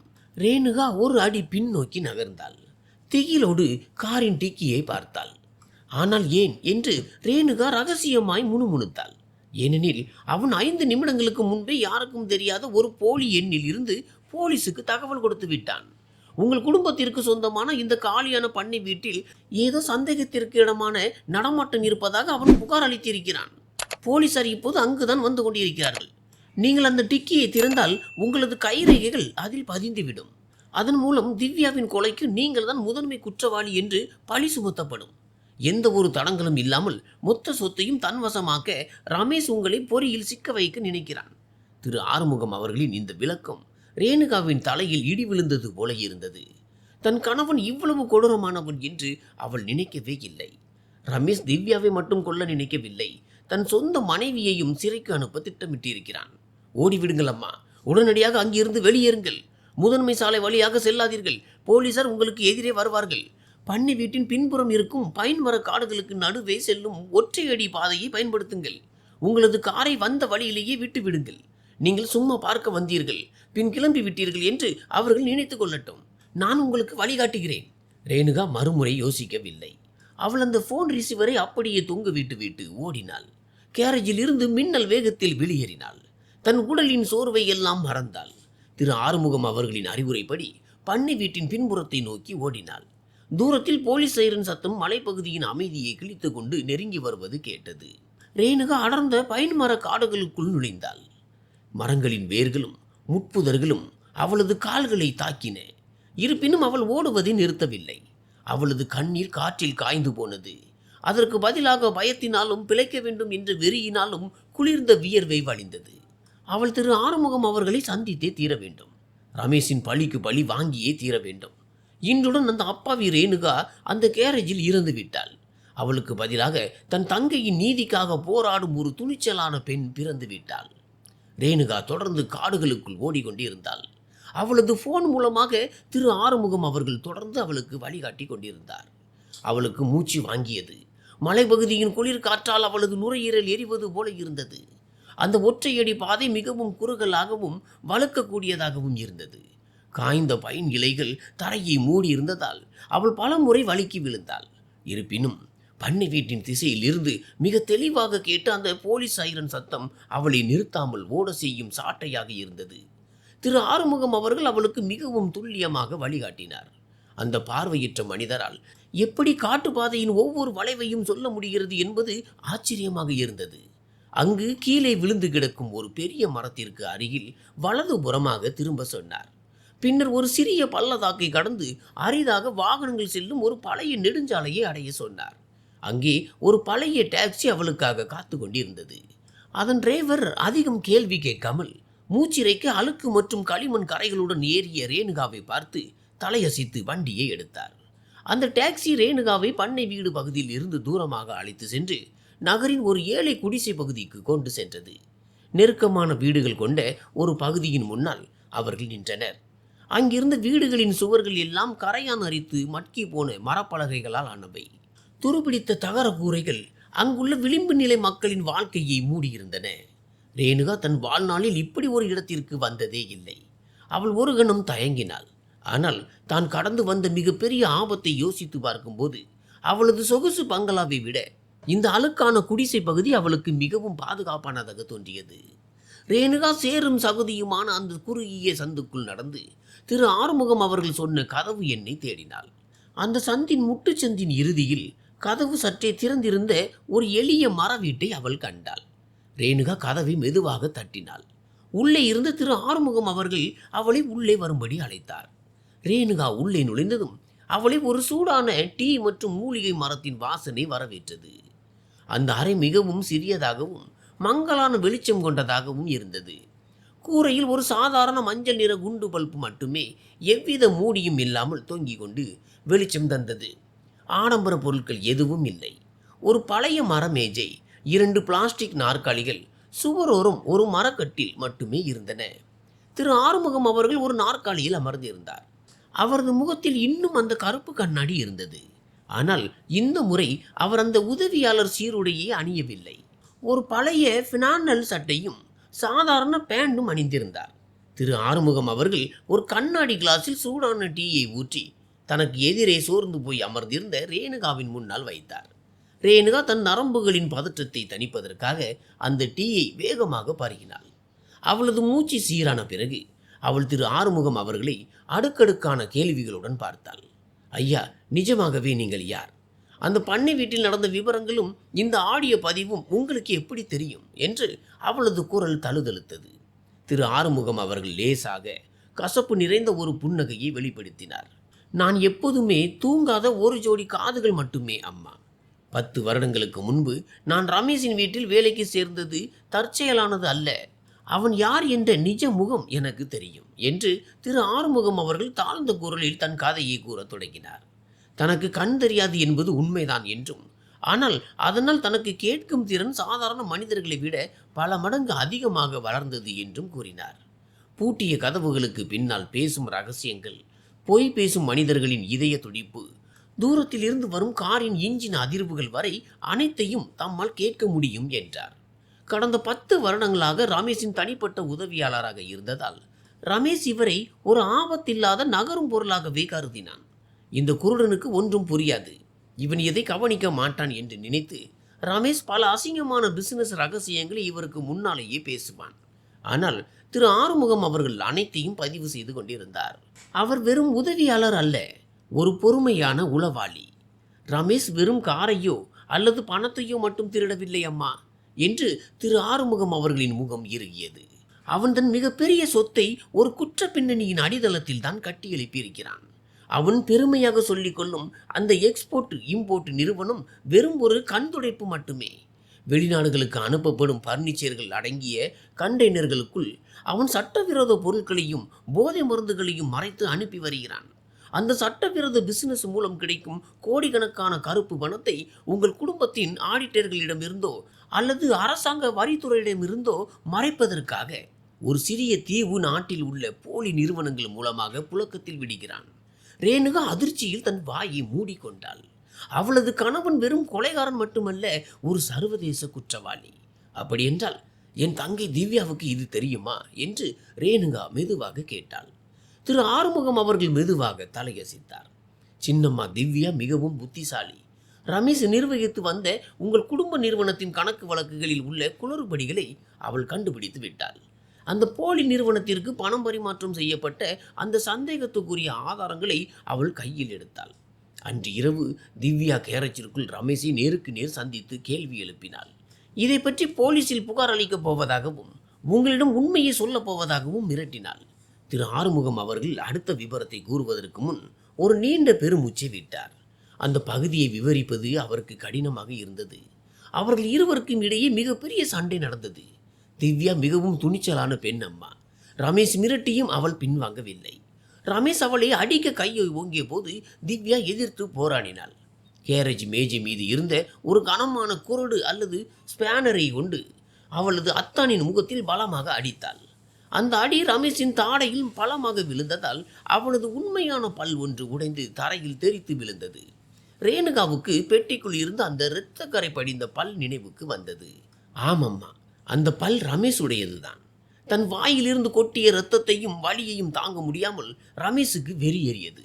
அந்த ஆத்திரத்தில் தான் அவன் சின்னம்மா திவ்யாவின் காதையை முடித்தான் என்று திரு ஆறுமுகம் அவர்களின் குரல் நடுங்கியது. கேரேஜுக்கு பக்கத்தில் இருந்த வேலைக்காரர்கள் அறையில் இருந்து நான் அனைத்தையும் கேட்டுக்கொண்டிருந்தேன். அதை நான் பதிவும் செய்தேன். ஆனால் அந்த நேரத்தில் ரமேஷின் 2 அடியாட்கள் கேரேஜ் வாசலில் நின்றிருந்ததால் என்னால் உடனடியாக ஒன்றும் செய்ய முடியவில்லை. நான் வெளியே வந்திருந்தால் இந்த ஆதாரத்தை காப்பாற்ற முடியாமல் நானும் வீணாக இருந்திருப்பேன். திரு ஆறுமுகம் அவர்கள் தன் உடம்பை முன்னோக்கி சாய்த்தார். அந்த பல்தான் நமக்கான சாவி அம்மா. ரமேஷ் யாருக்கும் சந்தேகம் வரக்கூடாது என்பதற்காக அன்றைக்கு இரவே தனக்கு தெரிந்த ஒரு பல் மருத்துவரிடம் சென்று பல லட்சம் செலவு செய்து ஒரு இம்ப்ளான்ட் போலி பல்லை மாட்டிக்கொண்டான். தன் தடயங்கள் அனைத்தையும் அழித்து விட்டதாக அவன் நினைக்கிறான். ஆனால் அவனது உண்மையான பல் அங்கு விடப்பட்டதை அவன் கவனிக்கவில்லை. மற்றொரு காரின் அடிப்பகுதியில் அது விழுந்து கிடந்தது. மறுநாள் தான் நான் அதை கண்டுபிடித்தேன். அந்த பல்லில் இன்னும் வேறும் ரமேஷின் டிஎன்ஏவும் அப்படியே இருக்கிறது. திவ்யா கொலை செய்யப்பட்ட அந்த சம்பவ இடத்தில்தான் இந்த பல் கண்டெடுக்கப்பட்டது என்பதை நாம் நிரூபித்து விட்டாலோ அல்லது அந்த பல்லில் இருக்கும் டிஎன்ஏவை ரமேஷின் டிஎன்ஏவுடன் பொருத்தி பார்த்து விட்டாலோ அவனால் தப்பிக்கவே முடியாது. ரேணுகா தன் கையில் இருந்த டீ கிளாஸை உடைத்து விடும் அளவிற்கு இறுக்கமாக பற்றினாள். ஒரு குளிர்ந்த கோபம் இப்போது அவளை ஆட்கொண்டது. அவளுக்குள் இருந்த பயம் முற்றிலும் மறைந்து விட்டது. அதற்கு பதிலாக ஒரு திட்டமிட்ட பழி வாங்கும் வெறி குடியேறியது. அவள் திரு ஆறுமுகம் அவர்களை ஒரு புதிய பார்வையில் பார்த்தாள். ஒரு கூட்டாளியின் பார்வை அது. இப்போது நான் என்ன செய்ய வேண்டும் ஐயா என்று ரேணுகா உறுதியாக கேட்டாள். நாம் மிகவும் சாதுரியமாக விளையாட வேண்டும் அம்மா. நாம் இப்போது நேரடியாக போலீஸுக்கு செல்ல முடியாது. ஏனென்றால் ரமேஷுக்கு பல ஊழல் அதிகாரிகளுடன் தொடர்பு இருக்கிறது. நாம் அவனை உள்ளிருந்தே மெதுவாக உடைக்க வேண்டும். அவனை பதற்றமடைய செய்து அவனாகவே தவறுகளை செய்ய வைக்க வேண்டும். திரு ஆறுமுகம் தன் பாக்கெட்டில் இருந்து ஒரு பழைய மொபைல் போனை வெளியே எடுத்தார். அம்மா, நீங்கள் இப்போது வீட்டிற்கு திரும்புங்கள். எதுவுமே நடக்காதது போல நடந்து கொள்ளுங்கள். போலீசார் உங்களை கைது செய்து விட்டார்கள் என்ற செய்திக்காகத்தான் ரமேஷ் இப்போது காத்து கொண்டிருப்பான். நீங்கள் திடீரென வீட்டிற்குள் நுழைந்து அவனுக்கு அதிர்ச்சி கொடுங்கள். அவன் வேலை முடிந்து வரும்போது வீட்டில் அழகாக உட்கார்ந்து அவனை வரவேற்க ஆயத்தமாகுங்கள். அது அவனது மனநிலையை முற்றிலும் குலைத்துவிடும். ரேணுகா உறுதியாக தலையாட்டினாள். அந்த திட்டம் ஆபத்தானதுதான். ஆனால் அவளுக்கு வேறு வழி தெரியவில்லை. அவள் மீண்டும் அந்த ஓநாய் கூட்டிற்குள்ளேயே செல்ல வேண்டும். ஆனால் இந்த முறை அவள் பலவீனமான ஆடு அல்ல. அவள் வேட்டையாட போகும் ஒரு வேடன், அதுவும் மாறு வேடத்தில். ரேணுகா தன் கணவனை எதிர்கொள்ள தயாராகி எழுந்தாள். இன்று இரவு ரமேஷின் அழிவுக்கான ஆரம்பமாக இருக்கும். திவ்யா தன் வாழ்நாளின் கடைசி நொடிகளில் அனுபவித்த அதே வேதனையை ரமேஷ் அனுபவிக்கும் வரை நான் ஓயப்போவதில்லை என்று ரேணுகா சபதம் எடுத்தாள். ரேணுகா இன்று காலை வீட்டை விட்டு வெளியேறிய போது இருந்த மனநிலைக்கு முற்றிலும் மாறான ஒரு உணர்வுடன் தன் சொகுசு பங்களாவிற்குள் நுழைந்தாள். இதற்கு முன்பு இந்த வீடு தன் கணவனின் நிழலில் தான் வாழும் ஒரு மாளிகையாக தெரிந்திருக்கலாம். ஆனால் இப்போது உயர்ந்த தூண்களை கொண்ட இந்த மாபெரும் கட்டிடம் ஒரு மாபெரும் நாடக மேடையாக அவளுக்கு தோன்றியது. அவள் நரகத்தில் இருந்து, அதாவது தன் தங்கையின் மரண ரகசியத்தை ஒளித்து வைத்திருந்த அந்த பாழடைந்த பண்ணை வீட்டில் இருந்து இப்போதுதான் திரும்பி வந்திருக்கிறாள். இப்போது அவள் மீண்டும் ஒன்றும் தெரியாத கீழ்ப்படிதல் உள்ள மனைவியாக நடிக்க வேண்டும். ரேணுகா முதன்மை பாத்ரூமுக்கு சென்று தன்னை தூய்மைப்படுத்தி கொண்டாள். அவளது உடலில் ஒட்டியிருந்த சிவப்பு மண் மற்றும் பயத்தின் குளிர்ந்த வியர்வையை வெந்நீர் கொண்டு கழுவினாள். தனக்குள் இருக்கும் பயத்தின் தடயங்களை எல்லாம் அழித்துவிட வேண்டும் என்பது போல தன் தோலை இறுக்கமாக தேய்த்து குளித்தாள். இருப்பினும் திவ்யாவின் தோடும் ரமேஷின் அந்த ஆடியோ பதிவும் அவளை தொடர்ந்து உலுக்கிக் கொண்டே இருந்தன. கண்ணாடிக்கு முன்னால் நின்று ரேணுகா தன்னை அலங்கரித்து கொண்டாள். ஒரு காலத்தில் அன்பையும் நம்பிக்கையையும் வெளிப்படுத்திய அவளது கண்கள் இப்போது குளிர்ந்தும் காலியாகவும் தெரிந்தன. முகத்தின் வெளிரிய தன்மையை மறைக்க லேசாக பவுடர் பூசிக்கொண்டாள். வழக்கமாக வீட்டில் அணியும் ஒரு கண்ணியமான பருத்தி ஆடையை உடுத்தி கொண்டாள். தான் எப்போதும் போல ஒரு எளிய இல்லத்தரசிதான் என்ற பிம்பத்தை அவள் மீண்டும் கொண்டு வர முயன்றாள். சுவர் கடிகாரம் இரவு நேரத்தை காட்டிய போது ரமேஷின் சொகுசு செடான் கார் வீட்டிற்குள் நுழையும் சத்தம் கேட்டது. ரேணுகாவின் இதயம் வேகமாக அடித்து கொண்டது. ஆனால் இந்த முறை அது அன்பினாலோ அல்லது பாசத்தினாலோ அல்ல, மாறாக தொடங்க போகும் போருக்கான வேகத்தால் எழுந்தது. ரேணுகா ஒரு நீண்ட மூச்சை இழுத்துவிட்டு தன் முகத்தின் உணர்ச்சிகளை எவ்வளவு அமைதியாக வைக்க முடியுமோ அவ்வளவு அமைதியாக வைத்துக்கொண்டு தன் கணவனை வரவேற்பதற்காக முதன்மை வாசலை நோக்கி நடந்தாள். ரமேஷ் களைத்த முகத்துடனும் குளிர்ந்த வியர்வையுடனும் உள்ளே நுழைந்தான். அவனது ஆபீஸ் சட்டை களைந்து போயிருந்தது. டை தளர்ந்து கிடந்தது. அவனது கண்கள் பதற்றத்துடன் வீட்டின் எல்லா பக்கமும் சுழன்றன. ரமேஷ் ஒரு கெட்ட செய்திக்காக காத்து கொண்டிருக்கிறான் என்பது அவனது முகத்திலேயே தெரிந்தது. தன் மனைவி பண்ணை வீட்டில் கொலை குற்றத்திற்காகவோ அல்லது அந்த சம்பவ இடத்தில் இருந்ததற்காகவோ போலீசாரால் கைது செய்யப்பட்டு விடுவாள் என்ற ஃபோன் காலுக்காக அவன் காத்து கொண்டிருந்தான். ஆனால் அவன் அங்கு கண்டது வரவேற்பறையில் அழகாக நின்று புன்னகையுடன் தன்னை வரவேற்கும் ரேணுகாவைத்தான். ரமேஷ் வாசற்படியிலேயே ஒரு கணம் ஸ்தம்பித்து நின்றான். ஏதோ பேயை பார்த்தது போல அவளை உற்று பார்த்தான். ரேணுகாவை உச்சி முதல் பாதம் வரை நம்ப முடியாமல் பார்த்த அவனது வாய் ஏதோ சொல்ல வந்து அப்படியே நின்றது. ரமேஷின் குழப்பம் அப்பட்டமாக தெரிந்தது. ரேணுகா எப்படி வீட்டில் இருக்க முடியும்? காரின் ஜிபிஎஸ் டிராக்கர் பண்ணை வீட்டில் ஏதோ நடப்பதாக காட்டியதே. ரேணுகா அங்கு இல்லை என்றால் தான் அனுப்பி வைத்த போலீசார் அங்கு யாரை பிடித்திருப்பார்கள்? அப்படியென்றால் காரின் இன்ஜினை அங்கு யார் ஸ்டார்ட் செய்தது? ரமேஷ் தன் அதிர்ச்சியை மறைக்க கடுமையாக முயன்றான். தன் குரலை சீராக்க லேசாக இருமினான். விசாரணையை திசை திருப்பும் விதமாக சாதாரணமாக கேட்பது போல, இன்று நாள் முழுவதும் எங்கு சென்றிருந்தாய் என்று கேட்டான். தான் வீட்டிற்கு ஃபோன் செய்த போது யாரும் எடுக்கவில்லை என்றான். ரேணுகாவை சோதிப்பதற்காக ரமேஷ் வைத்த முதல் பொறி அது. ரேணுகா எந்த ஒரு பதற்றமும் இல்லாமல், கண்களை கூட சிமிட்டாமல், தான் நாள் முழுவதும் தன் அம்மாவின் வீட்டில் இருந்ததாக கூறினாள். நேற்று திரு ஆறுமுகம் அவர்கள் வேலையை விட்டு நீக்கப்பட்டதால் தனக்கு மனசு சரியில்லை என்றும், அதனால் அம்மாவின் வீட்டிற்கு சென்று சமைத்து விட்டு வந்ததாகவும் மிக இயல்பாக கூறினாள். அவர்கள் என்ன சமைத்தார்கள், அவளது அம்மா ரமேஷை பற்றி என்ன விசாரித்தார் என்ற சிறு விவரங்களை கூட ரேணுகா மிக துல்லியமாக சேர்த்து கூறினாள். அந்த பொய் ரேணுகாவின் உதடுகளில் இருந்து எவ்வளவு இயல்பாக வந்தது என்றால், அதை அவள் பல 1000 முறை பயிற்சி செய்தது போல இருந்தது. ரமேஷ் ரேணுகாவின் கண்களை கூர்ந்து நோக்கி ஏதேனும் பொய் இருக்கிறதா என்று தேடினான். ஆனால் ரேணுகா அதற்கு பதிலாக ஒரு போலி பாசத்தையும் அப்பாவிதனத்தையும் தன் கண்களில் காட்டினாள். ரமேஷ் ஒரு வழியாக தலையாட்டினான். இருப்பினும் அவனது மனதிற்குள் மாபெரும் கேள்விக்குறிகள் ஓடிக்கொண்டிருந்தன. ரேணுகா தாயின் வீட்டில் இருந்தால் பின் பண்ணை வீட்டில் இருந்தது யார்? ஒருவேளை காரின் GPS சிஸ்டம் பழுதடைந்திருக்கலாம், அல்லது யாரேனும் பண்ணை வீட்டிற்குள் அத்துமீறி நுழைந்திருக்கலாம் என்று ரமேஷ் நினைக்க தொடங்கினான். அன்று இரவு ரேணுகா எப்போதும் போல இரவு உணவை தயாரித்தாள். மேஜை மீது தட்டுகளை மிக அழகாக அடுக்கினாள். சூடான சிக்கன் சூப்பை பரிமாறினாள். ரமேஷ் மேஜையின் நுனியில் இன்னும் பதற்றத்துடனேயே அமர்ந்திருந்தான். தன் ஆட்களிடம் இருந்து ஏதேனும் தகவல் வருகிறதா என்று தன் ஃபோனை தொடர்ந்து பார்த்து கொண்டே இருந்தான். ஆனால் ஃபோன் திரை இருட்டாகவே இருந்தது. ரேணுகா ரமேஷின் கிளாஸில் தண்ணீரை ஊற்றிவிட்டு அவனுக்கு எதிரே அமர்ந்தாள். அந்த இரவு உணவு நேரம் மிகவும் சங்கடமான அமைதியை கொண்டிருந்தது. அந்த அமைதிக்கு நடுவே தட்டுகளில் ஸ்பூன் படும் சத்தம் மட்டுமே மிக பலமாக கேட்டது. ரமேஷ் எவ்வித சுவையும் இல்லாமல் வேக வேகமாக சாப்பிட்டான். அவனது சிந்தனை முழுவதும் வேறு எங்கோ இருந்தது. அவன் அமைதியாக சாப்பிட்டு கொண்டிருந்த ரேணுகாவை திருட்டுத்தனமாக பார்த்தான். ரேணுகாவுக்கு ஒன்றும் தெரியாது என்ற அவனது எண்ணம் அவனுக்கு சற்றே நிம்மதியை கொடுத்தாலும் மறுபுறம் ஒரு எச்சரிக்கை உணர்வையும் தந்தது. உணவின் நடுவே ரேணுகா தன் ஸ்பூனை கீழே வைத்துவிட்டு ரமேஷை உற்று பார்த்தாள். தன்னை கவனிப்பதை உணர்ந்த ரமேஷ் நிமிர்ந்து பார்த்து என்ன என்பது போல தன் புருவங்களை உயர்த்தினான். ரேணுகா லேசாக புன்னகைத்தாள். அந்த புன்னகையின் பொருளை யாராலும் யூகிப்பது கடினம். பின்னர் அவள் மிகவும் மென்மையான ஆனால் ஈட்டி போன்ற வார்த்தைகளால் அவனது தோற்றத்தை பற்றி கூறினாள். ரமேஷ் சமீப காலமாக மிகவும் சோர்வாக காணப்படுகிறான் என்றும் வேலை பளு அதிகமாக இருக்கலாம் என்றும் கூறினாள். ரமேஷும் ஆபீஸில் வேலை அதிகம் என்று சும்மா மழுப்பினான். ஆனால் ரேணுகா அத்துடன் நிறுத்தவில்லை. அவள் தன் உடம்பை சற்றே முன்னோக்கி சாய்த்து ரமேஷின் வாயை பார்த்து ஒரு வார்த்தையை சொன்னாள். அந்த வார்த்தை ரமேஷின் உடம்பில் ஓடும் இரத்தத்தை அப்படியே உறைய வைத்தது.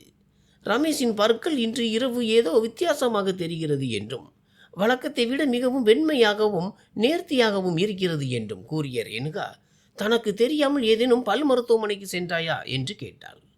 அந்த சாதாரண கேள்வி ரமேஷின் தலையில் பேரிடியாக விழுந்தது. அவன் சாப்பிட்டு கொண்டிருந்த சூப் அவனது தொண்டையில் சிக்கி பயங்கரமாக இருமினான். முகம் சிவந்து போனது. அவனது கைகள் அனிச்சையாக தன் வாயை மூடிக்கொண்டன. திவ்யா அடித்த அடியில் உடைந்த தன் பல்லுக்கு பதிலாக யாரிடமும் மாட்டக்கூடாது என்று பல லட்சம் செலவு செய்து ஒரு வாரத்திற்கு முன்புதான் அவன் அந்த இம்ப்ளான்ட் போலி பல்லை மாட்டியிருந்தான். ரமேஷ் பீதி அடைந்தான். ரேணுகா எப்படி இவ்வளவு சிறிய விஷயத்தை கவனித்தாள்? ரேணுகாவுக்கு ஏதேனும் உண்மை தெரிந்து விட்டதா? ரமேஷ் தன் பதற்றத்தை கட்டுப்படுத்த முயன்றான். தன் இருமலை நிறுத்த தண்ணீரை வேகமாக பருகினான். கரகரப்பான நடுங்கும் குரலில், பற்களில் கூச்சம் இருந்ததால் பல் சுத்தம் செய்வதற்காக பல் மருத்துவமனைக்கு சென்றதாக கூறினான். வேலை பளுவில் ரேணுகாவிடம் சொல்ல மறந்துவிட்டதாக மழுப்பினான். ரேணுகாவும் அதை நம்பியது போல லேசாக தலையாட்டினாள். ஆனால் அவளது பார்வை ரமேஷின் உதடுகளிலிருந்து நகரவே இல்லை. தன் கணவனின் அந்த அகம்பாவ முகம் ஒரு சாதாரண கேள்வியில் பயந்து நடுங்குவதைக் கண்டு ரேணுகாவின் மனதிற்குள் ஒரு மாபெரும் திருப்தி ஏற்பட்டது. அந்த பல் வெறும் சுத்தம் செய்யப்பட்டது அல்ல, அது ஒரு கொலையின் மௌன சாட்சி என்பது ரேணுகாவுக்கு நன்றாக தெரியும். ரேணுகா மீண்டும் சாதாரணமாக தன் சூப்பை சாப்பிடத் தொடங்கினாள். ரமேஷை அவனது சொந்த பயத்திலேயே தவிக்க விட்டாள். ரமேஷால் அதற்கு மேல் உணவை சாப்பிட முடியவில்லை. அவன் உணவை மெல்லும் போதெல்லாம் திவ்யா ஸ்பேனரால் தன் தாடையில் அடித்த வலியும் தன் ரகசியம் வெளியே தெரிந்து விடுமோ என்ற பயமும் அவனை உலுக்கின. உணவு முடிந்ததும் ரமேஷ் தனக்கு ஆபீஸில் மிக முக்கியமான வேலை இருப்பதாக கூறிவிட்டு உடனடியாக தன் அலுவலக அறைக்குள் சென்றான். அவன் தன்னை தவிர்க்கவே அங்கு செல்கிறான் என்பது ரேணுகாவுக்கு தெரியும். பூட்டப்பட்ட அந்த அறைக்குள் ரமேஷ் ஒரு கூண்டில் அடைக்கப்பட்ட மிருகத்தைப் போல அங்கும் இங்குமாய் நடந்தான். அவனது நெற்றியில் குளிர்ந்த வியர்வை வழிந்தது. அவன் தன் மேஜை டிராயரை திறந்து ஒரு சிறிய கண்ணாடியை எடுத்து தன் போலி பல்லை சோதித்து பார்த்தான். அது கச்சிதமாக இருந்தது. நிஜ பல்லுக்கும் இதற்கும் வித்தியாசமே தெரியவில்லை. அப்படி இருக்க ரேணுகாவுக்கு எப்படி சந்தேகம் வந்தது? ரமேஷின் சந்தேகம் இப்போது உச்சகட்டத்தை அடைந்தது. ரேணுகா தான் நினைப்பது போல அப்பாவியானவள் அல்ல என்பதை அவன் உணரத் தொடங்கினான். ரேணுகாவுக்கு ஏதேனும் ஆதாரம் கிடைத்திருக்குமோ? ஆனால் எங்கே? பண்ணை வீட்டில் இருந்த காரின் தடயங்களை எல்லாம் தான் அழித்து விட்டதாக அவன் நம்பினான். போலீசார் யாரையும் கைது செய்யாததால் அங்கு எதுவும் சிக்கவில்லை என்றும் அவன் நினைத்தான். ஆனால் ரேணுகாவின் இந்த அமைதிதான் அவனுக்குள் மாபெரும் பயத்தை ஏற்படுத்தியது. அந்த அமைதி இயல்பானதாக இல்லை. இதற்கிடையில் ரேணுகா நடுவரையில் அமர்ந்து டிவி பார்த்து கொண்டிருந்தாள். ஆனால் அவளது சிந்தனை முழுவதும் திரு ஆறுமுகம் அவர்கள் சொன்ன விவரங்களிலேயே இருந்தது.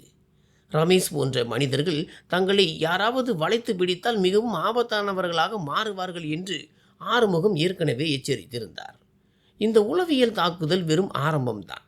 ரமேஷ் சும்மா இருக்க மாட்டான் என்பது அவளுக்கு தெரியும். தனக்கு வரவிருக்கும் ஆபத்தை தடுக்க அவன் ஏதோ ஒரு சதி திட்டம் தீட்டப் போகிறான். அவள் நினைத்தது போலவே ரமேஷின் அலுவலக அறை கதவின் பின்னால் இருந்து அவன் யாருக்கோ மிக தாழ்ந்த குரலில் அவசரமாக ஃபோன் பேசும் சத்தம் லேசாக கேட்டது. அவன் யாருக்கு ஃபோன் செய்கிறான் என்பதை அறிய ரேணுகா கதவருகே சென்று காது வைக்க வேண்டிய அவசியம் இருக்கவில்லை. ரமேஷ் கண்டிப்பாக தனக்கு தெரிந்த அந்த சட்டவிரோத ஆட்களைத்தான் அழைக்கிறான். அன்று இரவு ரமேஷ் அறையை விட்டு வெளியே வந்தபோது அவனது முகம் சற்று அமைதியாக இருந்தாலும் அவனது பார்வை இன்னும் குளிர்ந்திருந்தது. அவன் மேகசின் படித்து கொண்டிருந்த ரேணுகாவின் அருகே வந்து அமர்ந்து அவளது தோள்களை இறுக்கமாக கட்டி கொண்டான். நேற்று திரு ஆறுமுகம் அவர்களை வேலையை விட்டு நீக்கும்போது தான் கோபமாக நடந்து கொண்டதற்கு மன்னிப்பு கேட்டான்.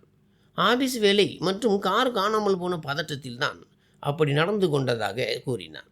ரமேஷ் இப்போது ரேணுகாவிடம் மன அமைதிக்காக நாளை ஒரு சிறிய சுற்றுலா அல்லது நகருக்கு வெளியே இருக்கும் தங்கள் சொந்தக்காரர்களின் வீட்டுக்கு சென்று வருமாறு கூறினான். ரேணுகாவின் சிறிய கார் சர்வீஸ் செய்யப்பட வேண்டும் என்பதால் அதற்கு பதிலாக தன் மற்றொரு கருப்பு நிற சொகுசு செடான் காரை பயன்படுத்தி கொள்ளுமாறு கூறினான். ரேணுகா மனதிற்குள் சிரித்து கொண்டாள். இது பாசத்தினால் வந்த சலுகை அல்ல, மாறாக மரணத்திற்கான டிக்கெட் என்பது அவளுக்கு தெரியும். தன்னை தொலைதூரத்திற்கு அனுப்பி வழியிலேயே எந்த ஒரு சாட்சியும் இல்லாமல் கொன்றுவிட ரமேஷ் திட்டமிடுகிறான் என்பதை அவள் உணர்ந்தாள். ரேணுகா அந்த சலுகையை ஒரு போலி புன்னகையுடன் ஏற்றுக்கொண்டாள். அது ஒரு நல்ல யோசனை என்றும் நாளை அதிகாலையிலேயே தான் புறப்படுவதாகவும் கூறினாள். ரமேஷ் ஒரு கொடூரமான வெற்றி புன்னகையை வெளிப்படுத்தினான். தன் திட்டம் கச்சிதமாக நடப்பதாக அவன் நினைத்தான். ஆனால் ரேணுகா தனக்கு ஒரு அடி முன்னோக்கி நிற்கிறாள் என்பதை அவன் அறியவில்லை. ரேணுகாவின் நைட்டில் இருந்த பாக்கெட்டில் ஃபோன் லேசாக அதிர்ந்தது. ஒரு புதிய நம்பரிலிருந்து ஒரு மெசேஜ் வந்திருந்தது. அதில் இறை பொறியை கல்விவிட்டது, ஏற்பாடுகள் தயார் என்று இருந்தது. அது திரு ஆறுமுகம் அவர்களிடமிருந்து வந்த மெசேஜ். இன்னும் நேரடி போர் தொடங்கவில்லை, ஆனால் சதுரங்க காய்கள் நகர தொடங்கிவிட்டன. அன்று இரவு அவர்கள் ஒரே படுக்கையில் ஒருவரையொருவர் முதுகு காட்டிக்கொண்டு படுத்திருந்தனர். ஆனால் இருவரின் தலைக்குள்ளும் அடுத்தவரை எப்படி அழிப்பது என்ற எண்ணமே ஓடிக்கொண்டிருந்தது. ரேணுகா கண்களை மூடிக்கொண்டு திவ்யாவின் முகத்தை நினைத்து பார்த்தாள். நாளை ரமேஷின் வாழ்க்கையிலேயே மிகப்பெரிய அதிர்ச்சியை அவனுக்கு கொடுக்கப் போவதாக சபதம் எடுத்தாள். மறுநாள் காலை சூரியன் உதிப்பதற்கு முன்பே ரமேஷ் எழுந்து தயாராகிவிட்டான். நேற்று இரவு இருந்த பயத்திற்கு மாறாக இன்று அவன் மிகவும் புத்துணர்ச்சியோடு காணப்பட்டான். அவன் தனக்காக காஃபி தயாரித்து கொண்டதுடன் ரேணுகாவுக்கு சூடான டீயும் கொண்டு வந்து கொடுத்தான். இந்த திடீர் பாசம் ரேணுகாவை இன்னும் எச்சரிக்கை அடைய செய்தது. ஹைவேயில் டிராஃபிக் ஏற்படுவதற்குள் ரேணுகாவை உடனடியாக கிளம்புமாறு ரமேஷ் வற்புறுத்தினான். நகருக்கு வெளியிலுள்ள சொந்தக்காரர்களின் வீட்டிற்கு செல்ல நீண்ட நேரம் எடுக்கும் என்பதால் அதிகாலையிலேயே கிளம்புவது நல்லது என்றான். ரேணுகாவும் ரமேஷின் ஆட்டத்திற்கு தகுந்தாறு போல நடந்தாள். அவள் குனிந்து தயாராகி ஒரு சிறிய பையை எடுத்துக்கொண்டாள். அந்த பைக்குள் ரமேஷ் கனவிலும் நினைக்காத ஒரு இடத்தில் அவனது குற்ற ஆதாரங்கள் அடங்கி அந்த பெட்டியை பத்திரமாக வைத்தாள்.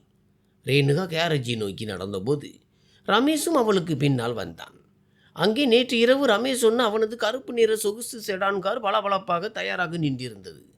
ரமேஷ் ஒரு பாசமுள்ள கணவனை போல ரேணுகாவுக்காக காரின் கதவை திறந்து விட்டான். ரேணுகா காரில் ஏறுவதற்கு முன் ரமேஷ் அவளது கன்னத்தில் முத்தமிட்டு வழியில் கவனமாக செல் என்று ரகசியமாய் முணுமுணுத்தான். அந்த நேரத்தில் ரமேஷின் பார்வை ஒரு இறந்த மனிதனை பார்ப்பது போல எவ்வித உணர்ச்சியும் இல்லாமல் காலியாக இருந்தது. ரேணுகா அந்த பார்வைக்கு ஒரு சிறிய புன்னகையை பதிலளித்துவிட்டு காரில் ஏறினாள். அவள் இன்ஜினை ஸ்டார்ட் செய்தாள். அதன் சத்தம் மிகவும் மென்மையாக இருந்தது. வராந்தாவில் நின்றிருந்த ரமேஷை பார்த்து ரேணுகா கையாட்டி விட்டு காரை வீட்டின் மெயின் கேட்டிற்கு வெளியே செலுத்தினாள். கார் கேட்டை தாண்டியதும் சாலையின் திருப்பத்தில் கார் மறைந்த உடனே ரமேஷ் உடனடியாக தன் பேண்ட் பாக்கெட்டில் இருந்து சட்டவிரோத காரியங்களுக்காக அவன் வழக்கமாக பயன்படுத்தும் அந்த தனிப்பட்ட ரகசிய போனை வெளியே எடுத்தான். அவன் ஒரு நம்பருக்கு டயல் செய்தான். மறுமுனையில் ஒரு மனிதனின் கரகரப்பான குரல் கேட்டது. ரமேஷ் சுருக்கமாக வேலை முடிந்து விட்டதா என்று கேட்டான். போனில் பேசியவன் ரமேஷின் கடத்தல் கார்களை பழுது பார்க்கும் ஜானி என்ற காசுக்கு வேலை செய்யும் மெக்கானிக் ஆவான். அவன் ரமேஷிடம் ஆர்டர் செய்தபடி அனைத்தும் கச்சிதமாக ஏற்பாடு செய்யப்பட்டுள்ளது என்று உறுதிப்படுத்தினான். அந்த கருப்பு நிற செடான் காரின் பிரேக் ஒயர்கள் மிக நுணுக்கமாக அறுத்து வைக்கப்பட்டிருந்தன. அதன் விளைவாக காரை 80 கிலோமீட்டர் வேகத்திற்கு மேல் செலுத்தி திடீரென பிரேக் மிதித்தால் பிரேக் முற்றிலும் செயலிழந்து போகும். பிரேக் ஃபெயிலியர் காரணமாக நடந்த ஒரு தனி விபத்து போலவே இது வெளி உலகிற்கு தெரியும் என்று ஜானி உத்தரவாதம் அளித்தான். சர்வீஸ் செய்யப்படாத பழைய கார்களில் இதுபோன்ற விபத்து நடப்பது சகஜம் என்பதால் போலீசாருக்கும் எந்த சந்தேகமும் வராது என்றான். ரமேஷின் முகம் மலர்ந்தது. அவன் போனை துண்டித்தான். தன் சிம் கார்டை கழிவறை கோப்பையில் போட்டு ஃப்ளாஷ் செய்தான். அவனுக்கு ஒரு மாபெரும் நிம்மதி ஏற்பட்டது. இன்னும் சில மணி நேரங்களில் அவனது பிரச்சனை நிரந்தரமாக முடிவுக்கு வந்துவிடும். தன் மீது சந்தேகப்பட தொடங்கிய அவனது மனைவி இனி எப்போதும் இல்லாதவாறு அழிந்து போவாள். அவளது ஒட்டுமொத்த சொத்துகளையும் எவ்வித தடையுமின்றி அவனால் அனுபவிக்க முடியும். அதே நேரத்தில் நெடுஞ்சாலையில் ரேணுகா அந்த கருப்பு நிற செடான் காரை மிதமான வேகத்தில் ஓட்டி சென்றாள். அவள் நேரடியாக ஹைவேயில் நுழையவில்லை. நேற்று இரவு திரு ஆறுமுகம் தனக்கு அனுப்பிய மெசேஜில் இருந்த அறிவுறுத்தலின்படி நகரின் எல்லையில் பூட்டி கிடந்த ஒரு பழைய மெக்கானிக் ஷாப்பை நோக்கி திருப்பினாள். அந்த ஷாப்பிற்கு முன்னால் திரு ஆறுமுகம் தன் கைத்தடியுடன் நின்று கொண்டிருந்தார். அவருடன் ஒரு இளைஞன் இருந்தான். அவன் கையில் ரேஸ் கார்களை இயக்கும் பெரிய ரிமோட் கண்ட்ரோல் போன்ற ஒரு சாதனம் இருந்தது. ரேணுகா காரை நிறுத்தினாள். அந்த இளைஞன் உடனடியாக காரின் அருகே வந்தான். உண்மையில் ரேணுகா ஓட்டி வந்த கார் ஜானியால் சதிவேலை செய்யப்பட்ட கார் அல்ல. நேற்று இரவு மாத்திரை சாப்பிட்டு ரமேஷ் அசைவற்று தூங்கி கொண்டிருந்த போது திரு ஆறுமுகம் தனக்கு தெரிந்த சாவி நிபுணர்களின் உதவியுடன் ரகசியமாக ரமேஷின் காரை அப்படியே அச்சு அசலாக பிரதிபலிக்கும் மற்றொரு போலி காரை கொண்டு மாற்றிவிட்டனர். ஆனால் அதன் இன்ஜின் மிகவும் பாதுகாப்பானது. தன் மீது அதிக நம்பிக்கை வைத்திருந்த ரமேஷ் இருண்ட கேரேஜில் காரின் சேஸ் நம்பரை சோதித்து பார்க்காததால் இந்த கார் மாற்றத்தை அவனால் கண்டுபிடிக்க முடியவில்லை. திரு ஆறுமுகம் தங்களின் அடுத்த கட்ட திட்டத்தை விளக்கினார். ஜானியால் பிரேக் ஒயர்கள் துண்டிக்கப்பட்ட ரமேஷின் அசல் கருப்பு செடான் கார் இப்போது ஆறுமுகத்தின் ஆட்களின் வசம் இருந்தது. அவர்கள் அந்த மரண காரை ஒரு மூடிய டோவிங் ட்ரக் மூலம் நெடுஞ்சாலைக்கு கொண்டு சென்று நடமாட்டம் இல்லாத ஒரு செங்குத்தான சரிவு பாதையில் இறக்கிவிடப் போகிறார்கள். அந்த கார் ரிமோட் கண்ட்ரோல் மூலம் தூரத்தில் இருந்து இயக்கும் வகையில் மாற்றியமைக்கப்பட்டிருந்தது. அது ஒரு நிஜ விபத்து போலவே இருக்கும்படியும் தேசிய செய்திகளில் இடம்பெறும்படியும் அவர்கள் திட்டமிட்டிருந்தனர். இந்த செய்தி டிவியில் வெளியாகும் வரை ரேணுகா ஆறுமுகத்தின் ரகசிய பாதுகாப்பு இல்லத்தில் மறைந்திருக்க வேண்டும். ரேணுகா அதற்கு சம்மதித்தாள். அவள் அந்த போலி காரை ஆறுமுகத்தின் ஆட்களிடம் மறைத்து வைப்பதற்காக ஒப்படைத்தாள். பின்னர் அவளும் திரு ஆறுமுகம் தற்காலிகமாக மறைந்திருக்கும் இடத்தை நோக்கி மற்றொரு வேனில் புறப்பட்டாள். 2 மணி நேரம் கழித்து ரமேஷ் தன் அலுவலகத்தில் அமர்ந்திருந்தான். ஃபைல்களை சோதிப்பது போல நடித்து கொண்டிருந்தான். அவனது அறையின் மூலையில் இருந்த டிவி ஓடிக்கொண்டிருந்தது. அதில் 24 மணி நேர செய்தி சேனல் ஒளிபரப்பாகி வந்தது. திடீரென நெடுஞ்சாலையில் பயங்கர விபத்து என்ற தலைப்புடன் முக்கிய செய்தி வெளியானது. ரமேஷின் இதயம் வேகமாக துடித்தது. அவன் டிவியின் சத்தத்தை உயர்த்தினான். பிரேக் ஃபெயிலியர் ஆனதால் ஒரு கருப்பு நிற செடான் கார் 50 மீட்டர் ஆழமுள்ள பள்ளத்தாக்கில் தலைகூப்பர விழுந்ததாக செய்தி வாசிப்பாளர் கூறினார். பள்ளத்தாக்கின் அடியில் விழுந்ததும் கார் பயங்கரமாக தீப்பற்றி எரிந்ததால் டிரைவரின் உடலை அடையாளம் காண்பது கடினமாக உள்ளது என்று கூறப்பட்டது. ஆனால் அந்த காரின் நம்பர் பிளேட் ரமேஷின் காரோடு ஒத்துப்போனது. முற்றிலும் எரிந்து சாம்பலான காரின் இடிபாடுகளையும் அதிலிருந்து எழும்பிய கரும்புகையையும் கேமரா காட்டின. ரமேஷ் தன் நாற்காலியில் சாய்ந்து ஒரு நீண்ட பெருமூச்சு விட்டான். அவன் லேசாக சிரித்தான். அந்த சிரிப்பு மெல்ல மெல்ல ஒரு மாபெரும் அசுர சிரிப்பாக மாறியது. அவன் ஜெயித்து விட்டான். அவன் முழுமையாக ஜெயித்து விட்டான். திவ்யா இறந்து விட்டாள். ஆறுமுகம் பார்வை இழந்து துரத்தப்பட்டு விட்டான். இப்போது எஞ்சி இருந்த ஒரே சாட்சியான ரேணுகாவும் தீயில் கருகி சாம்பலாகி விட்டாள். இனி அவனை தடுக்க யாரும் இல்லை. ரமேஷ் தன்னை இந்த உலகத்தின் ராஜாவாக உணர்ந்தான். அவன் உடனடியாக தன் செக்ரட்டரியை அழைத்து இன்சூரன்ஸ் கிளைம் செய்வதற்கான ஆவணங்களையும் ரேணுகாவின் பெயரில் உள்ள நிலங்களை தன் பெயருக்கு மாற்றுவதற்கான பத்திரங்களையும் தயார் செய்ய சொன்னான். தன் மனைவி விபத்தில் சிக்கிய செய்தியை கேட்டு அதிர்ச்சியடைந்தது போலவும் காரியங்களை கவனிக்க உடனடியாக வீட்டிற்கு புறப்படுவதாகவும் ஃபோனில் அழுது நடித்தான். அவனது நடிப்பு கச்சிதமாக இருந்தது. அவனது செக்ரட்டரியும் ஃபோனில் அழுது தன் இரங்கலை தெரிவித்தாள். ரமேஷ் மிகவும் இலகுவான மனதுடன் வீட்டிற்கு திரும்பினான். தன் வெற்றியை கொண்டாடுவதற்கு அவன் துடித்து கொண்டிருந்தான். எந்த ஒரு தொல்லையும் தராத மனைவியும் இல்லாமல் மாபெரும் பணக்கார இளம் விதவையாக தான் வாழப்போகும் புதிய வாழ்க்கையை அவன் கற்பனை செய்து பார்த்தான். வீட்டிற்கு வந்ததும் ரமேஷ் நேரடியாக நடுவரையில் இருந்த மினி பாரை நோக்கி நடந்தான். அங்குதான் அவன் காஃபி போடுவான். ஆனால் இந்த முறை அவனது வெற்றி களிப்பை குளிர்விக்க ஒரு கிளாஸ் ஐஸ் தண்ணீர் தேவைப்பட்டது. அவன் நினைத்தது போலவே வீடு மிகவும் அமைதியாக இருந்தது. அவன் ஐஸ் தண்ணீரை பருகி கொண்டே சுவரில் மாட்டப்பட்டிருந்த தங்களின் திருமண புகைப்படத்தை பார்த்தான். வஞ்சக புன்னகையுடன் அந்த புகைப்படத்தை கீழே இறக்கி குப்பை தொட்டியில் எறிந்தான். போய் வா என் அன்பு மனைவியே என்று நக்கலாக முணுமுணுத்தான். பின்னர் ரமேஷ் முதன்மை படுக்கை அறை நோக்கி நடந்தான். ரேணுகா வழக்கமாக டிராயரில் வைக்கும் அவளது வங்கி புத்தகங்களையும் நிலப்பத்திரங்களையும் தேட நினைத்தான். அவன் அறையின் கதவை மிகவும் வேகமாக திறந்தான். ஆனால் அடுத்த கணமே அவனது கால்கள் அப்படியே ஸ்தம்பித்து நின்றன. அவன் கையில் இருந்த கிளாஸ் கை நழுவி தரையில் விழுந்து 100 துண்டுகளாக சிதறியது. தண்ணீரும் கண்ணாடி துண்டுகளும் எல்லா பக்கமும் சிதறின. ரமேஷின் கண்கள் பிதுங்கின. அவனது உடம்பில் இருந்த இரத்தம் முழுவதும் உறிஞ்சப்பட்டது போல முகம் வெளிரி போனது. அங்கு இருந்த ட்ரெஸ்ஸிங் டேபிளுக்கு முன்னால் அவனுக்கு மிகவும் தெரிந்த ஒரு பெண் அமர்ந்திருந்தாள். அவள் தூய வெள்ளை நிற ஆடை அணிந்திருந்தாள். அவளது நீண்ட கூந்தல் அழகாக அவிழ்ந்து கிடந்தது. அவள் மிகவும் அமைதியாகவும் மெதுவாகவும் தன் தலைமுடியை சீவி கொண்டிருந்தாள். அந்த பெண் மெதுவாக தன் முகத்தை திருப்பி கண்ணாடியின் பிம்பத்தின் வழியே கதவருகே நின்ற ரமேஷை பார்த்தாள். அது ரேணுகா. எவ்வித காயமும் இல்லாமல் முழுமையாக அப்படியே இருந்தாள். ரேணுகா தன் சீப்பை கீழே வைத்துவிட்டு கதவருகே சிலையாக உறைந்து நின்ற ரமேஷை நோக்கி தன் நாற்காலியை திருப்பினாள். ரமேஷ் ஒரு அடி பின்வாங்கினான். அவனது கால்கள் உடம்பை தாங்க முடியாமல் பயங்கரமாக நடுங்கின. ரமேஷ் பயத்தில் வார்த்தைகள் வராமல் தடுமாறினான். நீ நீ இறந்து விட்டாயே, உன் கார் டிவியில் எறிவதை பார்த்தேனே என்றான். ரேணுகா ஒரு புன்னகையை வெளிப்படுத்தினாள். அந்த புன்னகை இந்த முறை ரமேஷுக்கு மாபெரும் பயத்தை தந்தது. யாருடைய கார் எறிந்தது அன்பே என்று மிகவும் மென்மையான கொடூரமான குரலில் ரேணுகா கேட்டாள். நான் இங்கேயே தான் இருக்கிறேன். உன்னை பிரிய மனம் இல்லாமல் நான் போகவில்லை என்றாள். ரமேஷுக்கு பைத்தியம் பிடிப்பது போல இருந்தது. இது பேயா? ஆனால் பேய் கண்ணாடியில் தெரியாதே. பேய் சீப்பை வைக்கும்போது சத்தம் வராதே. ரேணுகா எழுந்து மெதுவாக ரமேஷை நோக்கி நடந்தாள். அவளது ஹை ஹீல்ஸ் செருப்பு மார்பில் தரையில் பாடும் சத்தம் ரமேஷின் காதுகளில் மரண கடிகாரத்தின் டிக் டிக் சத்தம் போல கேட்டது. ஏன் முகம் இப்படி வெளுத்து போய்விட்டது ரமேஷ்?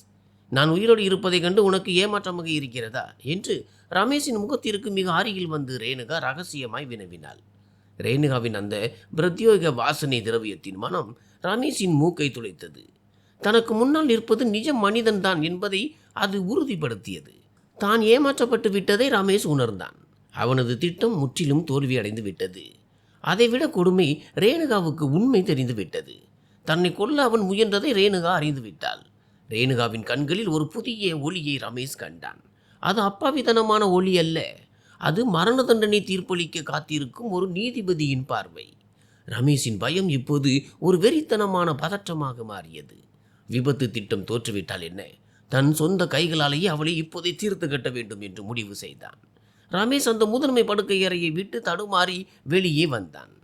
அவனது வெளியேறிய முகம் குளிர்ந்த வியர்வையால் நனைந்திருந்தது.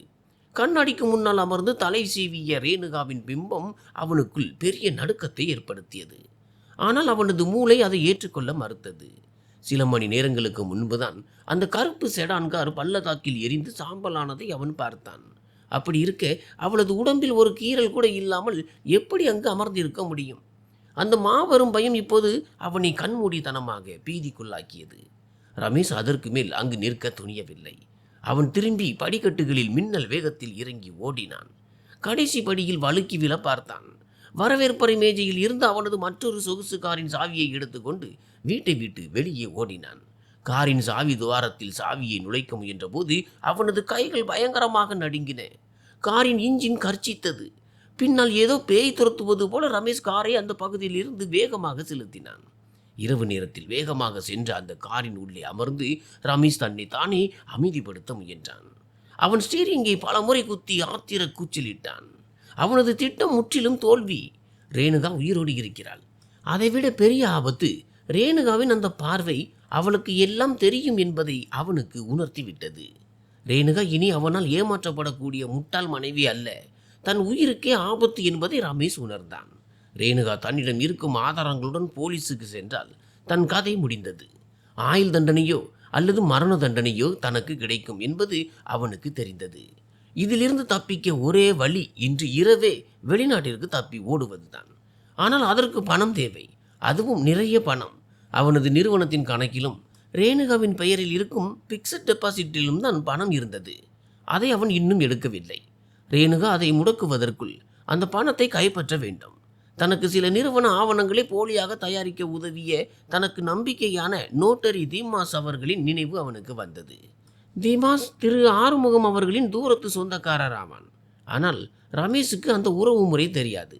ரமேஷை பொறுத்தவரை தீமாஸ் என்பவன் காசு கொடுத்தால் எதையும் செய்யும் ஒரு லஞ்சம் வாங்கும் அதிகாரி. ரமேஷ் உடனடியாக தீமாஸின் தனிப்பட்ட நம்பருக்கு ஃபோன் செய்தான். பல முறை ரிங் சென்ற பிறகு ஃபோன் எடுக்கப்பட்டது. மறுமுனையில் தீமாஸின் குரல் தூக்க கலக்கத்தில் கேட்டது. ரமேஷ் நாகரிகம் பார்க்காமல் தீமாஸை இப்போதே நோட்டரி ஆபீஸிற்கு வருமாறு அதட்டினான். இன்று இரவு ஒரு மாபெரும் பிசினஸ் டீலில் கையெழுத்திட வேண்டும் என்றும், இல்லாவிட்டால் அந்த வாய்ப்பு நழுவிவிடும் என்றும் பொய் கூறினான்.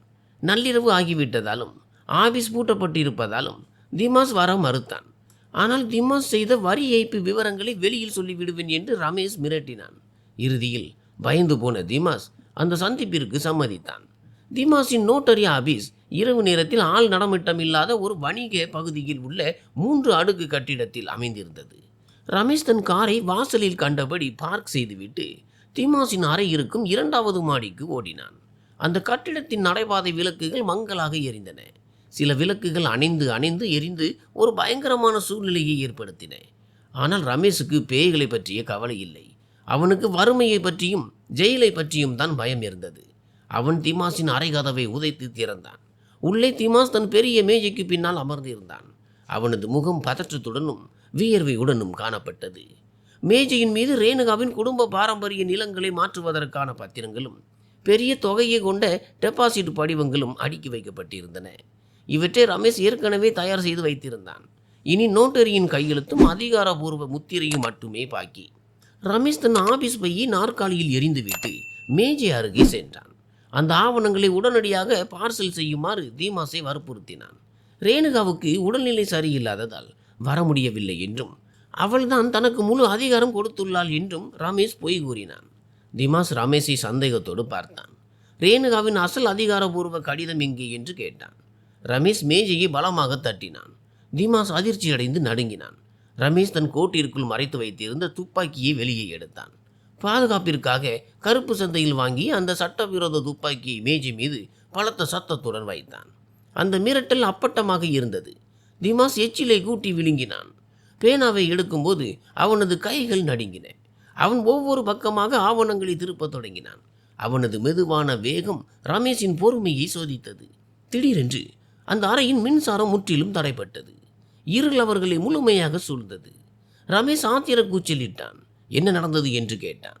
கட்டிடம் பழசு என்பதால் ஷார்ட் சர்க்கியூட் ஆகியிருக்கலாம் என்று தீமாஸ் பயந்த குரலில் கூறினான். ரமேஷ் தன் மொபைல் போன் டார்ச்சை ஆன் செய்தான். ஆனால் அந்த சிறிய வெளிச்சத்தில் அறையின் இருண்ட மூலைகளை ஊடுருவ முடியவில்லை. அந்த இடத்தில் ஒரு நிமிடம் மயான அமைதி நிலவியது. ரமேஷின் வேகமான மூச்சு சத்தம் மட்டுமே கேட்டது. அப்போது அந்த சத்தம் கேட்டது. ரமேஷின் உடம்பில் ஓடும் இரத்தத்தை அப்படியே உறைய வைத்த சத்தம் அது. அறையின் நீண்ட ஒரு மூலையிலிருந்து ஒரு பெண் விம்மி விம்மி அழும் சத்தம் கேட்டது. அந்த சத்தம் அவனுக்கு மிகவும் பரிச்சயமானது. அது திவ்யாவின் சத்தம். ரமேஷ் தன் உடம்பை திருப்பி போன் டார்ச்சை எல்லா பக்கமும் காட்டு மிராண்டித்தனமாக சுழற்றினான். யார் அங்கே என்று கத்தினான். அந்த அலகை சத்தம் மெல்ல ஒரு கொடூரமான நக்கல் சிரிப்பாக மாறியது. பின்னர் அந்த அறையில் மறைத்து வைக்கப்பட்டிருந்த ஸ்பீக்கர் வழியே ஒரு ஆடியோ பதிவு ஒலிக்கத் தொடங்கியது. அது அறையெங்கும் எதிரொலித்தது. அது கேரேஜில் திவ்யா கொலை செய்யப்பட்ட அன்று இரவு பதிவான அவளது அசல் குரல் பதிவு. தயவு செய்து நிறுத்துங்கள் அத்தான், நான் யாரிடமும் சொல்ல மாட்டேன் என்று சத்தியம் செய்கிறேன் என்று திவ்யா கதறி அழுது மன்னிப்பு கேட்கும் சத்தமும் அவளை பலமாக தாக்கும் சத்தமும் அவளது மரண ஓலமும் கேட்டன. ரமேஷ் தன் முதுகு ஃபைல் அல்மாரி மீது முட்டும் வரை பின்வாங்கினான். அவனது கால்கள் பலமிழந்தன. யார் அதை ஆன் செய்தது? வெளியே வா என்று ரமேஷ் ஹிஸ்டரியா பிடித்தவன் போல காத்தினான். அவன் மேஜை மீது இருந்த துப்பாக்கியை சடாரனை எடுத்து நடுங்கும் கைகளால் அதை லோடு செய்தான். திடீரென்று அறையின் ஒரு மூலையில் ஒரு ஸ்பாட்லைட் எரிந்தது. அது அங்கிருந்த ஒரு வீல் சேரை காட்டியது. அந்த வீல் சேரின் மீது இரத்தக்கரையில் படிந்த வெள்ளை ஆடை அணிந்த ஒரு உருவம் அமர்ந்திருந்தது. அதன் நீண்ட கூந்தல் முகத்தை மறைத்திருந்தது. அந்த உருவம் அசையாமல் அப்படியே இருந்தது. ரமேஷின் இதயம் வெடித்து விடும் போல இருந்தது. பழிவாங்க வந்த திவ்யாவின் பேய் தான் அது என்று அவன் நினைத்தான். பயம் அவனது பகுத்தறிவை முழுமையாக அளித்தது. அவன் அதற்கு மேல் யோசிக்கவில்லை. தன் துப்பாக்கியை அந்த உருவத்தை நோக்கி நீட்டி அதன் சிகரை அழுத்தினான். டமார் டமார் என்று நள்ளிரவின் அமைதியை கிழித்து கொண்டு 2 குண்டுகள் பாய்ந்தன. குண்டுகள் அந்த உருவத்தின் நெஞ்சை துளைத்தன. அந்த உடல் பின்னோக்கி சாய்ந்து வீல் சேரில் இருந்து தரையில் விழுந்து உருண்டது.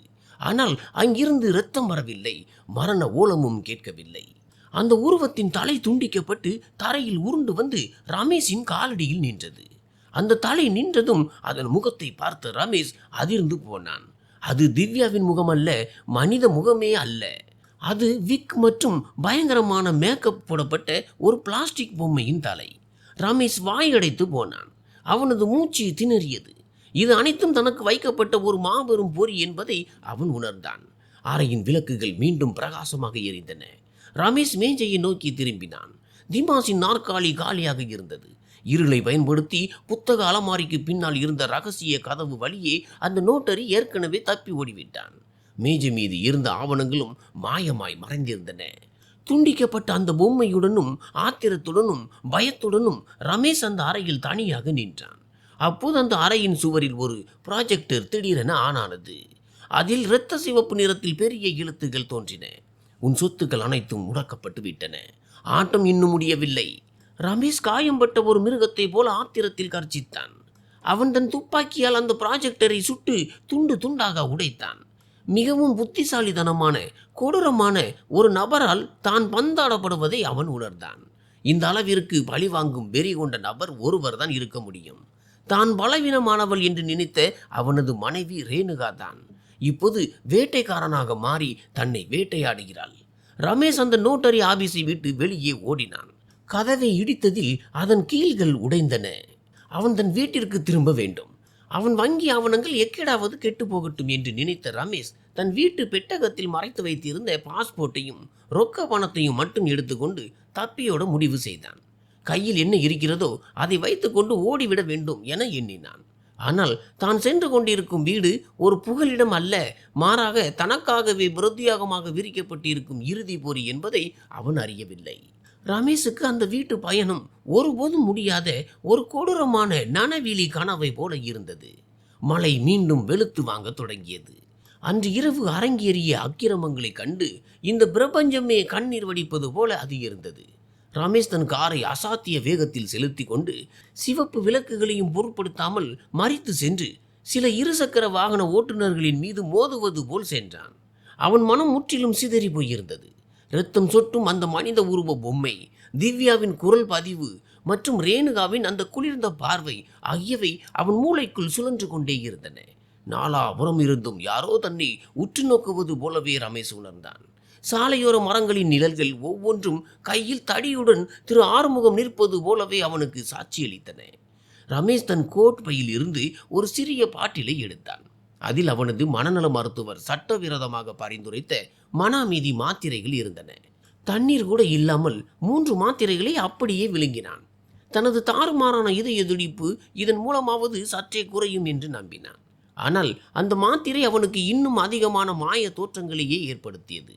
அவனது கார் வீட்டின் நுழைவாயிலுக்குள் நுழைந்தபோது அந்த இடமே கார் இருளில் மூழ்கியிருந்தது.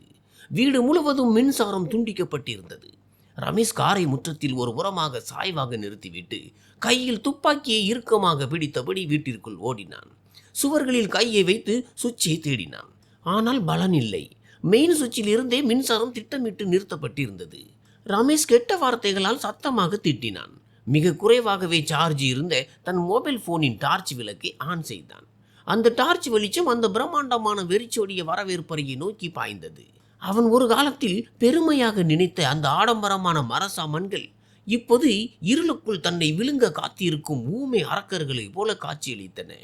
ரமேஷ் முதல் தளத்தில் இருந்த தனது தனிப்பட்ட அலுவலக அறையை நோக்கி மெதுவாக நடந்தான். அங்குதான் அந்த ரகசிய பெட்டகம் இருந்தது. அவன் பணத்தையும் நகைகளையும் எடுத்துக்கொண்டு உடனடியாக விமான நிலையத்திற்கு புறப்பட வேண்டும். ஆனால் மேல்தளத்தில் இருந்து தடி தட்டும் சத்தம் கேட்டவுடன் அவனது காலடிகள் அப்படியே ஸ்தம்பித்தன. டக் டக் டக்.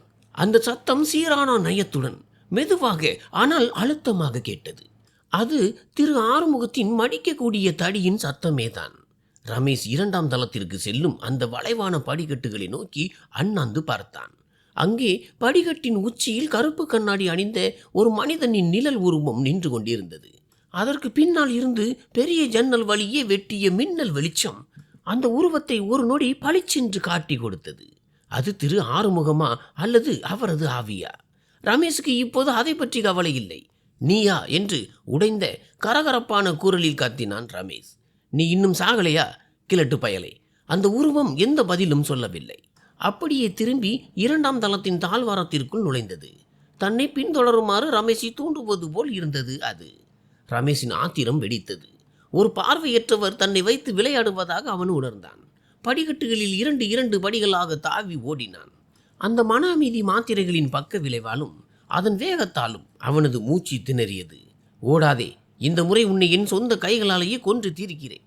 இரண்டாம் தளத்தை அடைந்ததும் திரு ஆறுமுகத்தின் உருவம் பிரதான படுக்கை அறைக்குள் நுழைவதை ரமேஷ் கண்டான். அது ரமேஷ் மற்றும் ரேணுகாவின் படுக்கை அறை. ரமேஷ் அவரை துரத்தி கொண்டு ஓடினான். அறையின் கதவை உதைத்து திறந்தான். வெறிச்சோடி போயிருந்தது. அந்த அறை முற்றிலும் காலியாக இருந்தது. பால்கனி ஜன்னல் அகலமாக திறந்திருந்தது. இரவு காற்றும் மழையும் உள்ளே புகுந்து அந்த விலை உயர்ந்த பட்டு திரைகளை நனைத்து கொண்டிருந்தன. ரமேஷ் பால்கனி, குளியலறை, கட்டிலுக்கு கீழே என எல்லாவற்றையும் சோதித்து பார்த்தான். அங்கே யாருமே இல்லை. தனக்கு பைத்தியம் பிடித்து விட்டதோ என்று அவன் நினைத்தான். தனக்கு மாய தோற்றம் ஏற்படுகிறதா? திடீரென்று கீழ்தளத்தில் இருந்து ஏதோ உடையும் சத்தம் கேட்டது. ஏதோ ஒரு பொருள் பலத்த சத்தத்துடன் கீழே விழுந்தது. ரமேஷ் சட்டென்று திரும்பி மீண்டும் படிக்கட்டுகளை நோக்கி ஓடினான். திரு ஆறுமுகம் கீழே குதித்திருக்க வேண்டும் அல்லது கீழே எங்காவது ஒளிந்திருக்க வேண்டும் என்று அவன் உறுதியாக நம்பினான்.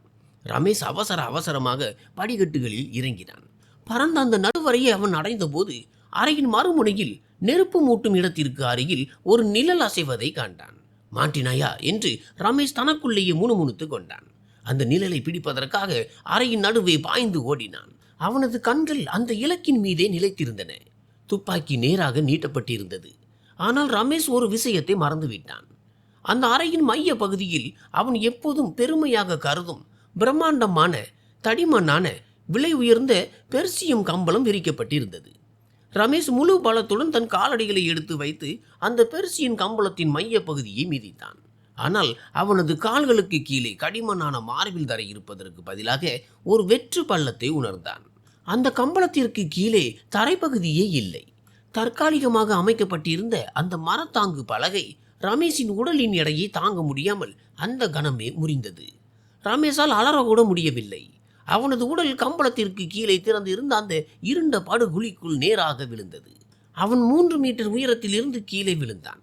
அடித்தளத்தின் ஈரமான குளிர்ந்த காங்கிரடு தரையில் பலத்த சத்தத்துடன் விழுந்து மோதினான். ரமேஷின் அலறல் சத்தம் அந்த இரவின் அமைதியை கிழித்து கொண்டு எதிரொலித்தது. அவனது கால் தவறான கோணத்தில் தரையில் மோதியது. எலும்பு முறியும் பயங்கரமான சத்தம் கேட்டது. நேராக இல்லாத ஒரு கோணத்தில் வளைந்து போன தன் வலது காலை பிடித்தபடி ரமேஷ் தரையில் உருண்டு துடித்தான். அவனது கெண்டைக்கால் எலும்பு தோலை துளைத்து கொண்டு வெளியே வந்திருந்தது. அந்த வலி அவனது கண்களை இருள செய்தது. வயிற்றை குமுட்ட வைத்தது. அவனது துப்பாக்கி தெரித்து விழுந்து அறையின் ஒரு இருண்ட மூலையில் போய் விழுந்தது. ரமேஷ் வலியால் முழங்கினான். அவனது முகத்தில் கண்ணீரும் வேர்வையும் கலந்து வழிந்தன. அவன் எழுந்து நிற்க முயன்றான். ஆனால் காலில் ஏற்பட்ட அந்த கொடூரமான வலி அவனை மீண்டும் தரையில் விழ செய்தது. அவன் மாட்டிக்கொண்டான். பொறியில் சிக்கிய எலிய போல அவன் அந்த பள்ளத்திற்குள் முடங்கி கிடந்தான். அவன் விழுந்த அந்த பள்ளத்தின் மேல் பகுதியில் இருந்து திடீரென்று ஒரு பிரகாசமான விளக்கின் வெளிச்சம் ரமேஷின் கண்களை கூச செய்தது. அவன் தன் கண்களை சுருக்கி கொண்டு மேலே நிற்பது யார் என்று பார்க்க முயன்றான். அந்த பள்ளத்தின் விளிம்பில் 2 உருவங்கள் தோன்றி அவனை கீழே உற்று நோக்கின. அவர்கள் ரேணுகாவும் திரு ஆறுமுகமும் தான்.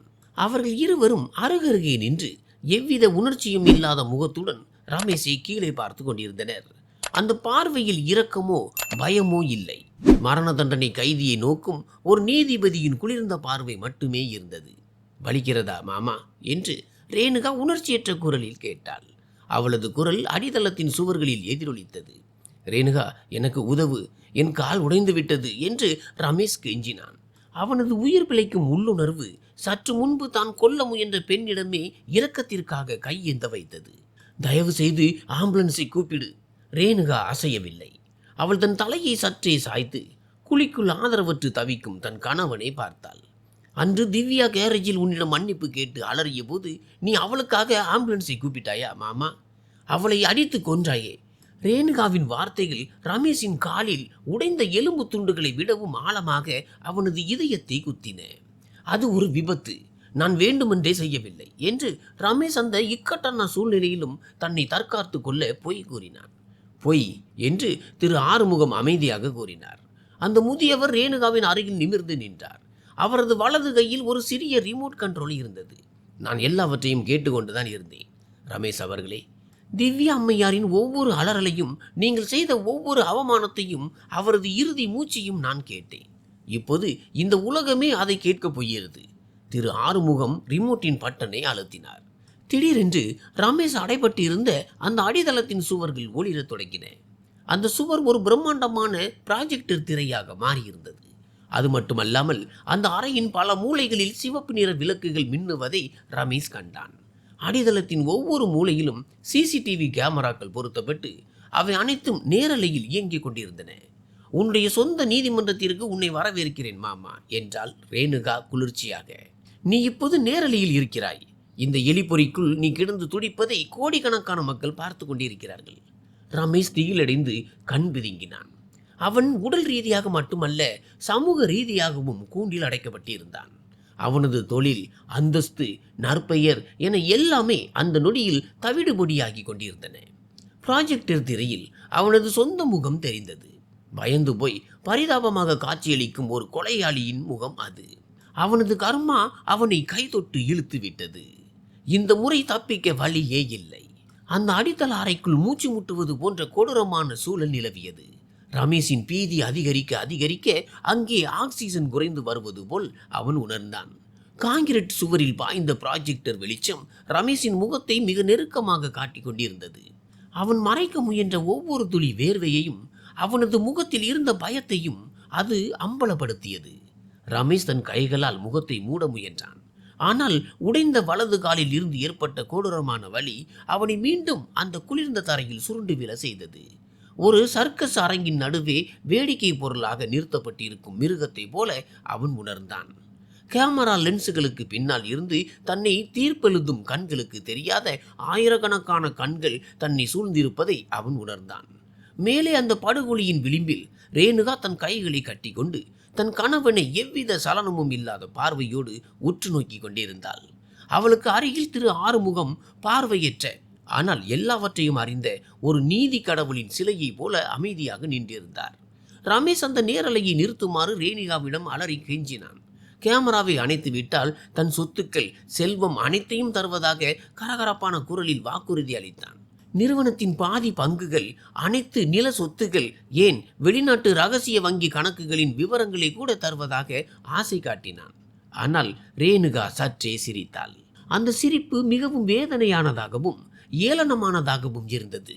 ரமேஷிடம் கொடுப்பதற்கு இப்போது எதுவுமே இல்லை என்று ரேணுகா நிதானமாக கூறினார். நிறுவனத்தின் அனைத்து சொத்துக்களும் திரு ஆறுமுகம் இன்று காலையில் சமர்ப்பித்த ஆவணங்களின் அடிப்படையில் அதிகாரிகளால் முடக்கப்பட்டு விட்டன. அவனது வெளிநாட்டு ரகசிய கணக்குகளும் சர்வதேச அளவில் பறிமுதல் செய்யப்படவிருக்கின்றன என்று கூறினாள். ரமேஷ் வாயடைத்து போனான். எப்போதும் தந்திரமாக யோசிக்கும் அவனது மூளை இப்போது முற்றிலும் ஸ்தம்பித்தது. நீதிபதி தன் சுத்தியலால் தீர்ப்பை வழங்குவதற்கு முன்பே தான் ஒரு நொடியில் பிச்சைக்காரனாக்கப்பட்டு விட்டதை அவன் உணர்ந்தான். அவனது காலில் இருந்த வலி மேலும் அதிகரித்தது. இதனால் ரமேஷ் தன் உணர்ச்சிகளின் மீதான கட்டுப்பாட்டை இழந்தான். அவனது தற்காப்பு அரண் சரிந்தது. கெஞ்சி கொண்டிருந்தவன் அப்படியே ஆத்திரமடைய தொடங்கினான். ரமேஷ் ரேணுகாவையும் திரு ஆறுமுகத்தையும் கெட்ட வார்த்தைகளால் வசிய தொடங்கினான். ரேணுகாவை ஒரு நன்றி கெட்ட மனைவி என்றும் திரு ஆறுமுகத்தை ஒரு பயனற்ற கிழட்டு ஒட்டுண்ணி என்றும் கத்தினான். அவனது கோபம் எல்லை மீறிய போது தான் இத்தனை காலம் மறைத்து வைத்திருந்த உண்மைகளை தன் வாயாலேயே ஒவ்வொன்றாக கொட்டத் தொடங்கினான். தன் குழந்தையால் திவ்யா தன் விஷயங்களில் அதிகமாக தலையிட்டதால் அவள் சாவதற்கு தகுதியானவள் தான் என்று அவன் கூச்சலிட்டான். திவ்யாவை தான் ஸ்பேனரால் அடித்தது ஆத்திரத்தில் அல்ல, மாறாக தான் பர்னிச்சர் ஏற்றுமதி தொழிலின் பின்னணியில் நடத்தி வந்த அபாயகரமான ரசாயன கடத்தல் ரகசியங்களை அவள் வெளியே சொல்லிவிடுவேன் என்று மிரட்டியதால் தான் என்று உரத்த குரலில் ஒப்புக்கொண்டான். அந்த வாக்குமூலம் ரமேஷின் வாயில் இருந்து சரளமாக வெளிவந்தது. சமூக ஊடகங்களின் பல்வேறு தளங்களில் அந்த நேரலையை கவனித்துக் கொண்டிருந்த ஆயிரக்கணக்கான பார்வையாளர்கள் அதற்கு சாட்சியாயினர். திவ்யாவின் உடலை தன் ஆடம்பர காரில் எப்படி இழுத்து சென்றான், பண்ணி வீட்டில் எப்படி தடயங்களை மாற்றினான், தன் சட்டவிரோத இறக்குமதி தொழிலை மூடி மறைக்க சில அதிகாரிகளுக்கு எப்படி லஞ்சம் கொடுத்தான் என்பதை பற்றி ரமேஷ் விரிவாக கூறினான். சத்தமாக கத்துவதன் மூலம் ரேணுகாவை மிரட்டிவிடலாம் என்று அவன் நினைத்தான். ஆனால் அவன் நினைத்தது முற்றிலும் தவறு. ரேணுகா பயப்படவில்லை. மாறாக ரமேஷ் தனக்கான சுடுகாட்டை தானே தோண்டிக் கொண்டிருப்பதை கண்டு அவள் திருப்பத்தோடு புன்னகைத்தாள். ரமேஷின் வாயில் இருந்து வெளிவந்த ஒவ்வொரு வார்த்தையும் அவனது சவப்பெட்டியின் இறுதி ஆணியாக அமைந்தது. தன்னிடம் பணம் இருப்பதால் போலீசாரால் தன்னை ஒன்றும் செய்ய முடியாது என்று ரமேஷ் திமிராக கூறினான். ஆனால் அந்த பணம் இப்போது தன்னிடம் இல்லை என்பதை அவன் உணரவில்லை. திடீரென்று ரேணுகா மற்றும் திரு ஆறுமுகத்தின் பின்னாலிலிருந்து கூடுதல் தேடு விளக்குகள் ஒளிரத் தொடங்கின. அவை மேல்தளத்தின் ஒட்டுமொத்த நடுவரையும் வெளிச்சமாக்கின. ரமேஷ் தன் கண்களை சுருக்கி கொண்டான். திடீரென பாய்ந்த அந்த வெளிச்சம் அவனது கண்களை கூசு செய்தது. அவனது கண்கள் அந்த வெளிச்சத்திற்கு பழகிய போது அவன் கண்ட காட்சி அவனது இரத்தத்தையே உறைய வைத்தது. அந்த பள்ளத்தை சுற்றி ரேணுகாவும் திரு ஆறுமுகமும் மட்டும் இருக்கவில்லை. துப்பாக்கிகளுடன் முழு சீருடை அணிந்த டஜன் கணக்கான போலீசார் அந்த பள்ளத்தை சுற்றி வளைத்து நின்றிருந்தனர். அவர்களுக்கு நடுவே நேர்மையான மற்றும் கண்டிப்பான அதிகாரியான பிராந்திய போலீஸ் ஐஜி ராகா ரமேஷை அருவருப்போடு கீழே பார்த்து கொண்டிருந்தனர். போலீஸ் படைக்கு பின்னால் தேசிய தொலைக்காட்சிகளின் செய்தியாளர் சிலர் தங்களது கேமராக்களுடன் தயாராக நின்றிருந்தனர். ஊழல்வாதியான அந்த பெரும் தொழிலதிபர் ரமேஷ் கைது செய்யப்படும் இறுதி நிமிடங்களை அவர்கள் பதிவு செய்து கொண்டிருந்தனர். ரமேஷ் அதிர்ச்சியில் உறைந்தான். அந்த நேரலை சமூக ஊடகங்களில் மட்டுமன்றி தொலைக்காட்சிகளிலும் ஒளிபரப்பாகி கொண்டிருந்தது. இந்த நாடகத்தை நேரில் காண ரேணுகா ஒட்டுமொத்த காவல்துறையையும் தன் வீட்டிற்கே வரவழைத்திருக்கிறாள். ரேணுகா சாதாரணமாக களமிறங்கவில்லை. ரமேஷ் லஞ்சம் கொடுப்பதற்கோ அல்லது தப்பியோடுவதற்கோ எவ்வித வழியும் இல்லாதவாறு அவள் பார்த்து கொண்டாள். அதிகாரி ராகா தன் கையால் சைகை காட்ட சில போலீசார் அந்த அடித்தள பள்ளத்திற்குள் ஒரு அவசர கால ஏணியை இறக்கினர். ரமேஷ் தன் உடைந்த காலை இழுத்து கொண்டு பின்னோக்கி நகர முயன்றான். ஆனால் அந்த குளிர்ந்த கான்கிரீட் சுவரில் முட்டி நின்று விட்டான். எலும்பு முறிந்ததால் ஏற்பட்ட உடல் வலியை விட ஒட்டுமொத்தமாக தான் அடைந்த அவமானத்தின் மனவலி அவனுக்கு அதிகமாக இருந்தது. தான் அலட்சியப்படுத்திய மனைவி, தான் அவமதித்த முன்னாள் உதவியாளர் மற்றும் தன் உண்மையான முகத்தை இப்போது அறிந்து கொண்ட ஒட்டுமொத்த தேசத்தின் முன்னிலையிலும் அவன் தன் சொந்த ஆடம்பர வீட்டிலேயே ஒரு சாக்கடை எலியை போல கைது செய்யப்பட்டான். போலீசார் ரமேஷின் கைகளில் விளங்கிட்டு அவனை ஒரு ஸ்ட்ரெச்சரில் தூக்கிய போது ரமேஷ் தன் மனைவியின் முகத்தை இறுதி முறையாக பார்த்தான். அவளது கண்களில் ஏதேனும் அன்போ அல்லது இரக்கமோ மிஞ்சியிருக்கிறதா என்று தேடினான். ஆனால் அவனுக்கு அங்கே ஒரு குளிர்ந்த பனிப்பாறை போன்ற சுவரே தென்பட்டது. ரேணுகா தன் பார்வையை திருப்பவில்லை. அவள் ரமேஷின் கண்களை நேருக்கு நேர் நோக்கி திவ்யாவின் ஒவ்வொரு துளி இரத்தத்திற்கும், திருமண வாழ்க்கையில் அவன் சொன்ன ஒவ்வொரு பொய்க்கும் இதுதான் சரியான தண்டனை என்ற செய்தியை வார்த்தைகள் இன்றி தன் பார்வையால் கடத்தினாள். செய்தியாளர்களின் கேமரா விளக்குகள் தன் முகத்தில் பளிச்சிட ரமேஷ் வீட்டிற்கு வெளியே தூக்கி செல்லப்பட்டான். அன்று இரவு பலரால் போற்றப்பட்ட வெற்றிகரமான தொழிலதிபர் ரமேஷ் அதிகாரபூர்வமாக கொலை குற்றவாளியாகவும் ஒரு பரிதாபகரமான தாதாவாகவும் தன் கதையை முடித்து கொண்டான். கைது செய்யப்பட்டதை தொடர்ந்து அடுத்தடுத்த நாட்களில் ரமேஷின் செய்திகளே ஊடகங்களை ஆக்கிரமித்தன. அவனது முகம் செய்தித்தாள்களின் முதல் பக்கங்களிலும் தொலைக்காட்சிகளிலும் பெரிய தலைப்பு செய்திகளுடன் வெளியானது. ஆனால் ரமேஷின் உண்மையான நரகம் இப்போதுதான் தொடங்கியது. அவனது காலில் ஏற்பட்ட அந்த திறந்த எலும்பு முறிவுக்கு உடனடியாக மருத்துவ சிகிச்சை கிடைக்கவில்லை. நீண்ட நேர விசாரணை மற்றும் சம்பவ இடத்தில் தடயங்களை சேகரிக்கும் பணிகள் நீடித்ததால் தாமதமானது. இதனால் ரமேஷின் காயம் கடுமையாக தொற்றடைந்தது. அடித்தளத்தின் அழுக்கு தரையில் இருந்த பாக்டீரியாக்கள் அவனது இரத்த ஓட்டத்தில் கலந்து கடுமையான உடல்நல சிக்கல்களை ஏற்படுத்தின. சிறை மருத்துவர் ஒரு அதிர்ச்சிகரமான தீர்ப்பை வழங்கினார். ரமேஷின் உயிரை காப்பாற்ற அவனது வலது காலை முட்டி வரை துண்டித்து எடுக்க வேண்டும் என்று கூறினார். தன் அழகிய உடல் தோற்றத்தை எண்ணி எப்போதும் பெருமை கொள்ளும் ரமேஷ் தான் வாழ்நாள் முழுவதும் ஊனமுற்றவனாக வாழப்போகிறோம் என்பதை உணர்ந்து ஆத்திரத்தில் கத்தினான். சிறை மருத்துவமனையில் இருந்த குறைந்தபட்ச வசதிகளை கொண்டு அந்த அறுவை சிகிச்சை செய்யப்பட்டது. மயக்க மருந்து தெளிந்து ரமேஷ் கண் விழித்த போது தன் வலது காலின் கீழ்ப்பகுதி இல்லாததையும் அதற்கு பதிலாக தடிமண்ணான கட்டு போடப்பட்டு அது வலியால் துடிப்பதையும் கண்டான். அவன் வலியால் அளவில்லை, தன் விதியை எண்ணி கண்ணீர் வடித்தான். பார்வையற்ற திரு ஆறுமுகத்தை தான் முன்பு எப்படியெல்லாம் அவமதித்தான் என்பதும் அவரை பயனற்றவர் ஊனமுற்றவர் என்று அழைத்ததும் அவனது நினைவுக்கு வந்தது. இப்போது அதே கர்மா மிகவும் முரணான வழியில் அவனிடமே திரும்பி வந்திருந்தது. தான் அவமதித்த மாற்றுத்திறனாளிகளின் நிலைக்கு இப்போது ரமேஷும் தள்ளப்பட்டிருந்தான். ஆனால் ஒரு வித்தியாசம், திரு ஆறுமுகத்திடம் தூய்மையான இதயம் இருந்தது. அவர் எல்லாராலும் மதிக்கப்பட்டார். ஆனால் ரமேஷ் ஒட்டுமொத்த சமூகத்தாலும் வெறுக்கப்படும் ஒரு குப்பையாக கருதப்பட்டான். அவன் மீது யாருக்கும் அனுதாபம் இல்லை. நர்சுகளும் மருத்துவர்களும் அவனை குளிர்ந்த பார்வையோடு பார்த்தனர். புன்னகையின்றி தங்களது கடமையை மட்டும் செய்து முடித்தனர். சிறிது கால குணமடைதலுக்கு பிறகு இறுதி தீர்ப்புக்கான விசாரணை முடியும் வரை ரமேஷ் பொது சிறைச்சாலைக்கு மாற்றப்பட்டான். சிறைக்குள் ரமேஷின் பழைய சமூக அந்தஸ்தோ செல்வமோ எவ்வித பலனையும் அளிக்கவில்லை. மாறாக அதுவே அவனுக்கு வினையாக முடிந்தது. அங்குள்ள மற்ற கைதிகள் அவனது வாக்குமூல வீடியோவை பார்த்திருந்தனர். ரமேஷ் ஒரு பெண்ணை கொன்ற கொலையாளி மற்றும் ஏமாற்றுக்காரன் என்பதை அவர்கள் அறிந்திருந்தனர். அந்த நெரிசலான துர்நாற்றம் வீசும் சிறை அறையில் ரமேஷ் 3 உடல் அமைப்பு மிக்க பச்சை குத்திய கைதிகளுடன் அடைக்கப்பட்டான். அவர்களில் ஒருவன் 5 ஆண்டுகளுக்கு முன்பு ரமேஷின் நிறுவனத்தில் செலவை குறைப்பதற்காக எவ்வித இழப்பீடும் இன்றி பணி நீக்கம் செய்யப்பட்ட ஒரு முன்னாள் தொழிலாளி ஆவான். கர்மா மீண்டும் அவனிடம் வந்தது. சிறை அறைக்குள் ரமேஷ் எல்லாராலும் பம்புக்கு இழுக்கப்பட்டான். தன் விரல் அசைவால் எல்லோரையும் மிரட்டிய அவன் இப்போது மற்ற கைதிகளின் கால்களை பிடித்து விடவும் ஒற்றை காலால் சிறையின் கழிவறையை சுத்தம் செய்யவும் அவர்கள் சாப்பிட்டு மீதமிருந்த உணவை சாப்பிடவும் வேண்டியிருந்தது. அவனால் எதிர்த்து போராட முடியவில்லை. அவனது உடல் பலவீனமடைந்திருந்தது. கால் துண்டிக்கப்பட்டிருந்தது. அவனது மனநிலையும் முற்றிலும் சிதைந்து போயிருந்தது. ரமேஷ் சிறைக்குள் அழுகி கொண்டிருந்த வேளையில் வெளியே வாழ்க்கை மிகவும் சிறப்பான பாதையை நோக்கி நகர்ந்தது. ரேணுகா தன் தந்தையின் பாரம்பரிய நிறுவனத்தின் தலைமை பொறுப்பை ஏற்றாள். அவளது முதல் நடவடிக்கை நிறுவனத்தை முழுமையாக சுத்தப்படுத்துவதாக இருந்தது. ரமேஷின் ஊழலில் தொடர்புடைய அனைத்து இயக்குநர்களையும் அவள் பணி நீக்கம் செய்தாள். ரசாயன கடத்தல் பின்னணியை வேரடி மண்ணாக ஒழிப்பதற்காக போலீசாருடன் இணைந்து செயல்பட்டாள். ரேணுகா நிறுவனத்தின் நற்பெயரை ஒரு தூய்மையான வெளிப்படையான வணிகமாக மாற்றியமைத்தாள். அவள் இப்போது பழையபடி ஒரு அப்பாவியான அடக்கமான பெண் அல்ல. அந்த கசப்பான அனுபவம் அவளை ஒரு புத்திசாலியான எல்லோராலும் மதிக்கத்தக்க பெண்ணாக மாற்றியிருந்தது. குடும்ப வன்முறையால் பாதிக்கப்பட்ட பெண்களுக்கு உதவுவதற்காக திவ்யாவின் பெயரில் ஒரு தொண்டு நிறுவனத்தை தொடங்கினாள். தன் தங்கை ஒரு பலியான பெண்ணாக அல்லாமல் ஒரு போராட்டத்தின் அடையாளமாக நினைவு கூறப்படுவதை அவள் உறுதி செய்தாள். ஒரு அழகான மாலை பொழுதில் ரேணுகா தன் வீட்டின் அமைதியான பின்தோட்டத்து புல்வெளியில் அமர்ந்திருந்தாள்.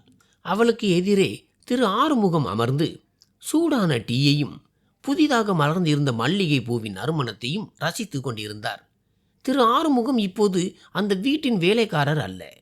ரேணுகா அவரை தனது தனிப்பட்ட ஆலோசகராகவும் தொண்டு நிறுவனத்தின் நம்பகமான பொறுப்பாளராகவும் உயர்த்தியிருந்தாள். அவரது கண்களுக்கு பார்வை இல்லை என்றாலும் திரு ஆறுமுகத்தின் அறிவும் விவேகமும் ரேணுகா கடினமான முடிவுகளை எடுப்பதற்கு வழிகாட்டியாக அமைந்தன. ஒரு பெரிய புயலுக்கு பின் கிடைத்த அமைதியை அவர்கள் இருவரும் மௌனமாக ரசித்து கொண்டிருந்தனர். இருப்பினும் ரேணுகாவின் இதயத்தில் இன்னும் ஒரு கேள்வி குடைந்து கொண்டே இருந்தது. முந்தைய நாட்களின் பரபரப்பிற்கு மத்தியில் அவளால் கேட்க முடியாமல் போன ஒரு சிறிய விவரம் அது. ரேணுகா தன் டீ கப்பை கீழே வைத்துவிட்டு திரு ஆறுமுகத்தை உற்று நோக்கினாள். மென்மையான ஆனால் ஆர்வமிக்க குரலில் அவரிடம் அந்த கேள்வியை கேட்டாள். பால்கனியில் இருந்த ஒரு பெரிய பூந்தொட்டியில் மறைத்து வைக்கப்பட்டிருந்த ரமேஷின் ரகசிய பெட்டகத்தின் சாவியை தேடிய அந்த தருணத்தை ரேணுகா நினைவு கூர்ந்தாள். அப்போது திரு ஆறுமுகம் எவ்வித தயக்கமுமின்றி பால்கனியின் மூலையில் இருந்த சாமந்தி பூந்தொட்டியை நேராக சுட்டி காட்டினார். திரு ஆறுமுகம் அவர்களே, அந்த சாவி அங்கேதான் இருக்கிறது என்பதை நீங்கள் எப்படி துல்லியமாக கண்டுபிடித்தீர்கள்? ரமேஷ் அதை மறைத்து வைத்தபோது நீங்கள் அந்த அறையிலேயே இல்லை. மேலும் உங்களால் பார்க்கவும் முடியாது. இத்தனை காலம் நீங்கள் உண்மையில் முழுமையாக பார்வையற்றவராகத்தான் இருந்தீர்களா, அல்லது ரமேஷ் சந்தேகித்தது போல உங்களுக்கு சற்றே கண் தெரிந்ததா என்று ரேணுகா கேட்டாள். அந்த கேள்வியை கேட்டு திரு ஆறுமுகம் புன்னகைத்தார். அவர் தன் டீ கப்பை மெதுவாக கீழே வைத்துவிட்டு தான் எப்போதும் அணிந்திருக்கும் கருப்பு கண்ணாடியை கலற்றினார். அவரது கண் இமைகள் திறந்தபோது அங்கே ஒளியற்ற மங்கலான விழிகள் தெரிந்தன. மருத்துவ ரீதியாக அவர் முற்றிலும் பார்வையற்றவரே. திரு ஆறுமுகம் அதன் ரகசியத்தை விளக்கத் தொடங்கினார். தனக்கு பார்வை இல்லை என்றாலும் இறைவன் தனக்கு மற்ற புலன்களின் உணர்திறனை மிக அதிகமாக கொடுத்துள்ளார் என்று கூறினார். அவரது நுகர்வு திறன் சாதாரண மனிதர்களை விட பல மடங்கு அதிகமாக இருந்தது. ரமேஷ் தன் விலை உயர்ந்த அலங்கார தாவரங்களுக்கு ஒரு குறிப்பிட்ட கடுமையான துர்நாற்றம் வீசும் இயற்கை உரத்தை பயன்படுத்தும் வழக்கம் கொண்டிருந்தான் என்று திரு ஆறுமுகம் கூறினார். ரமேஷ் எப்போது அந்த பூந்தொட்டியை தொட்டு சாவியை மறைத்தாலும் அல்லது எடுத்தாலும் சோப்பு போட்டு துவைத்தால் கூட அந்த உரத்தின் வாசனை அவனது கைகளில் சில நாட்களுக்கு அப்படியே இருக்கும்.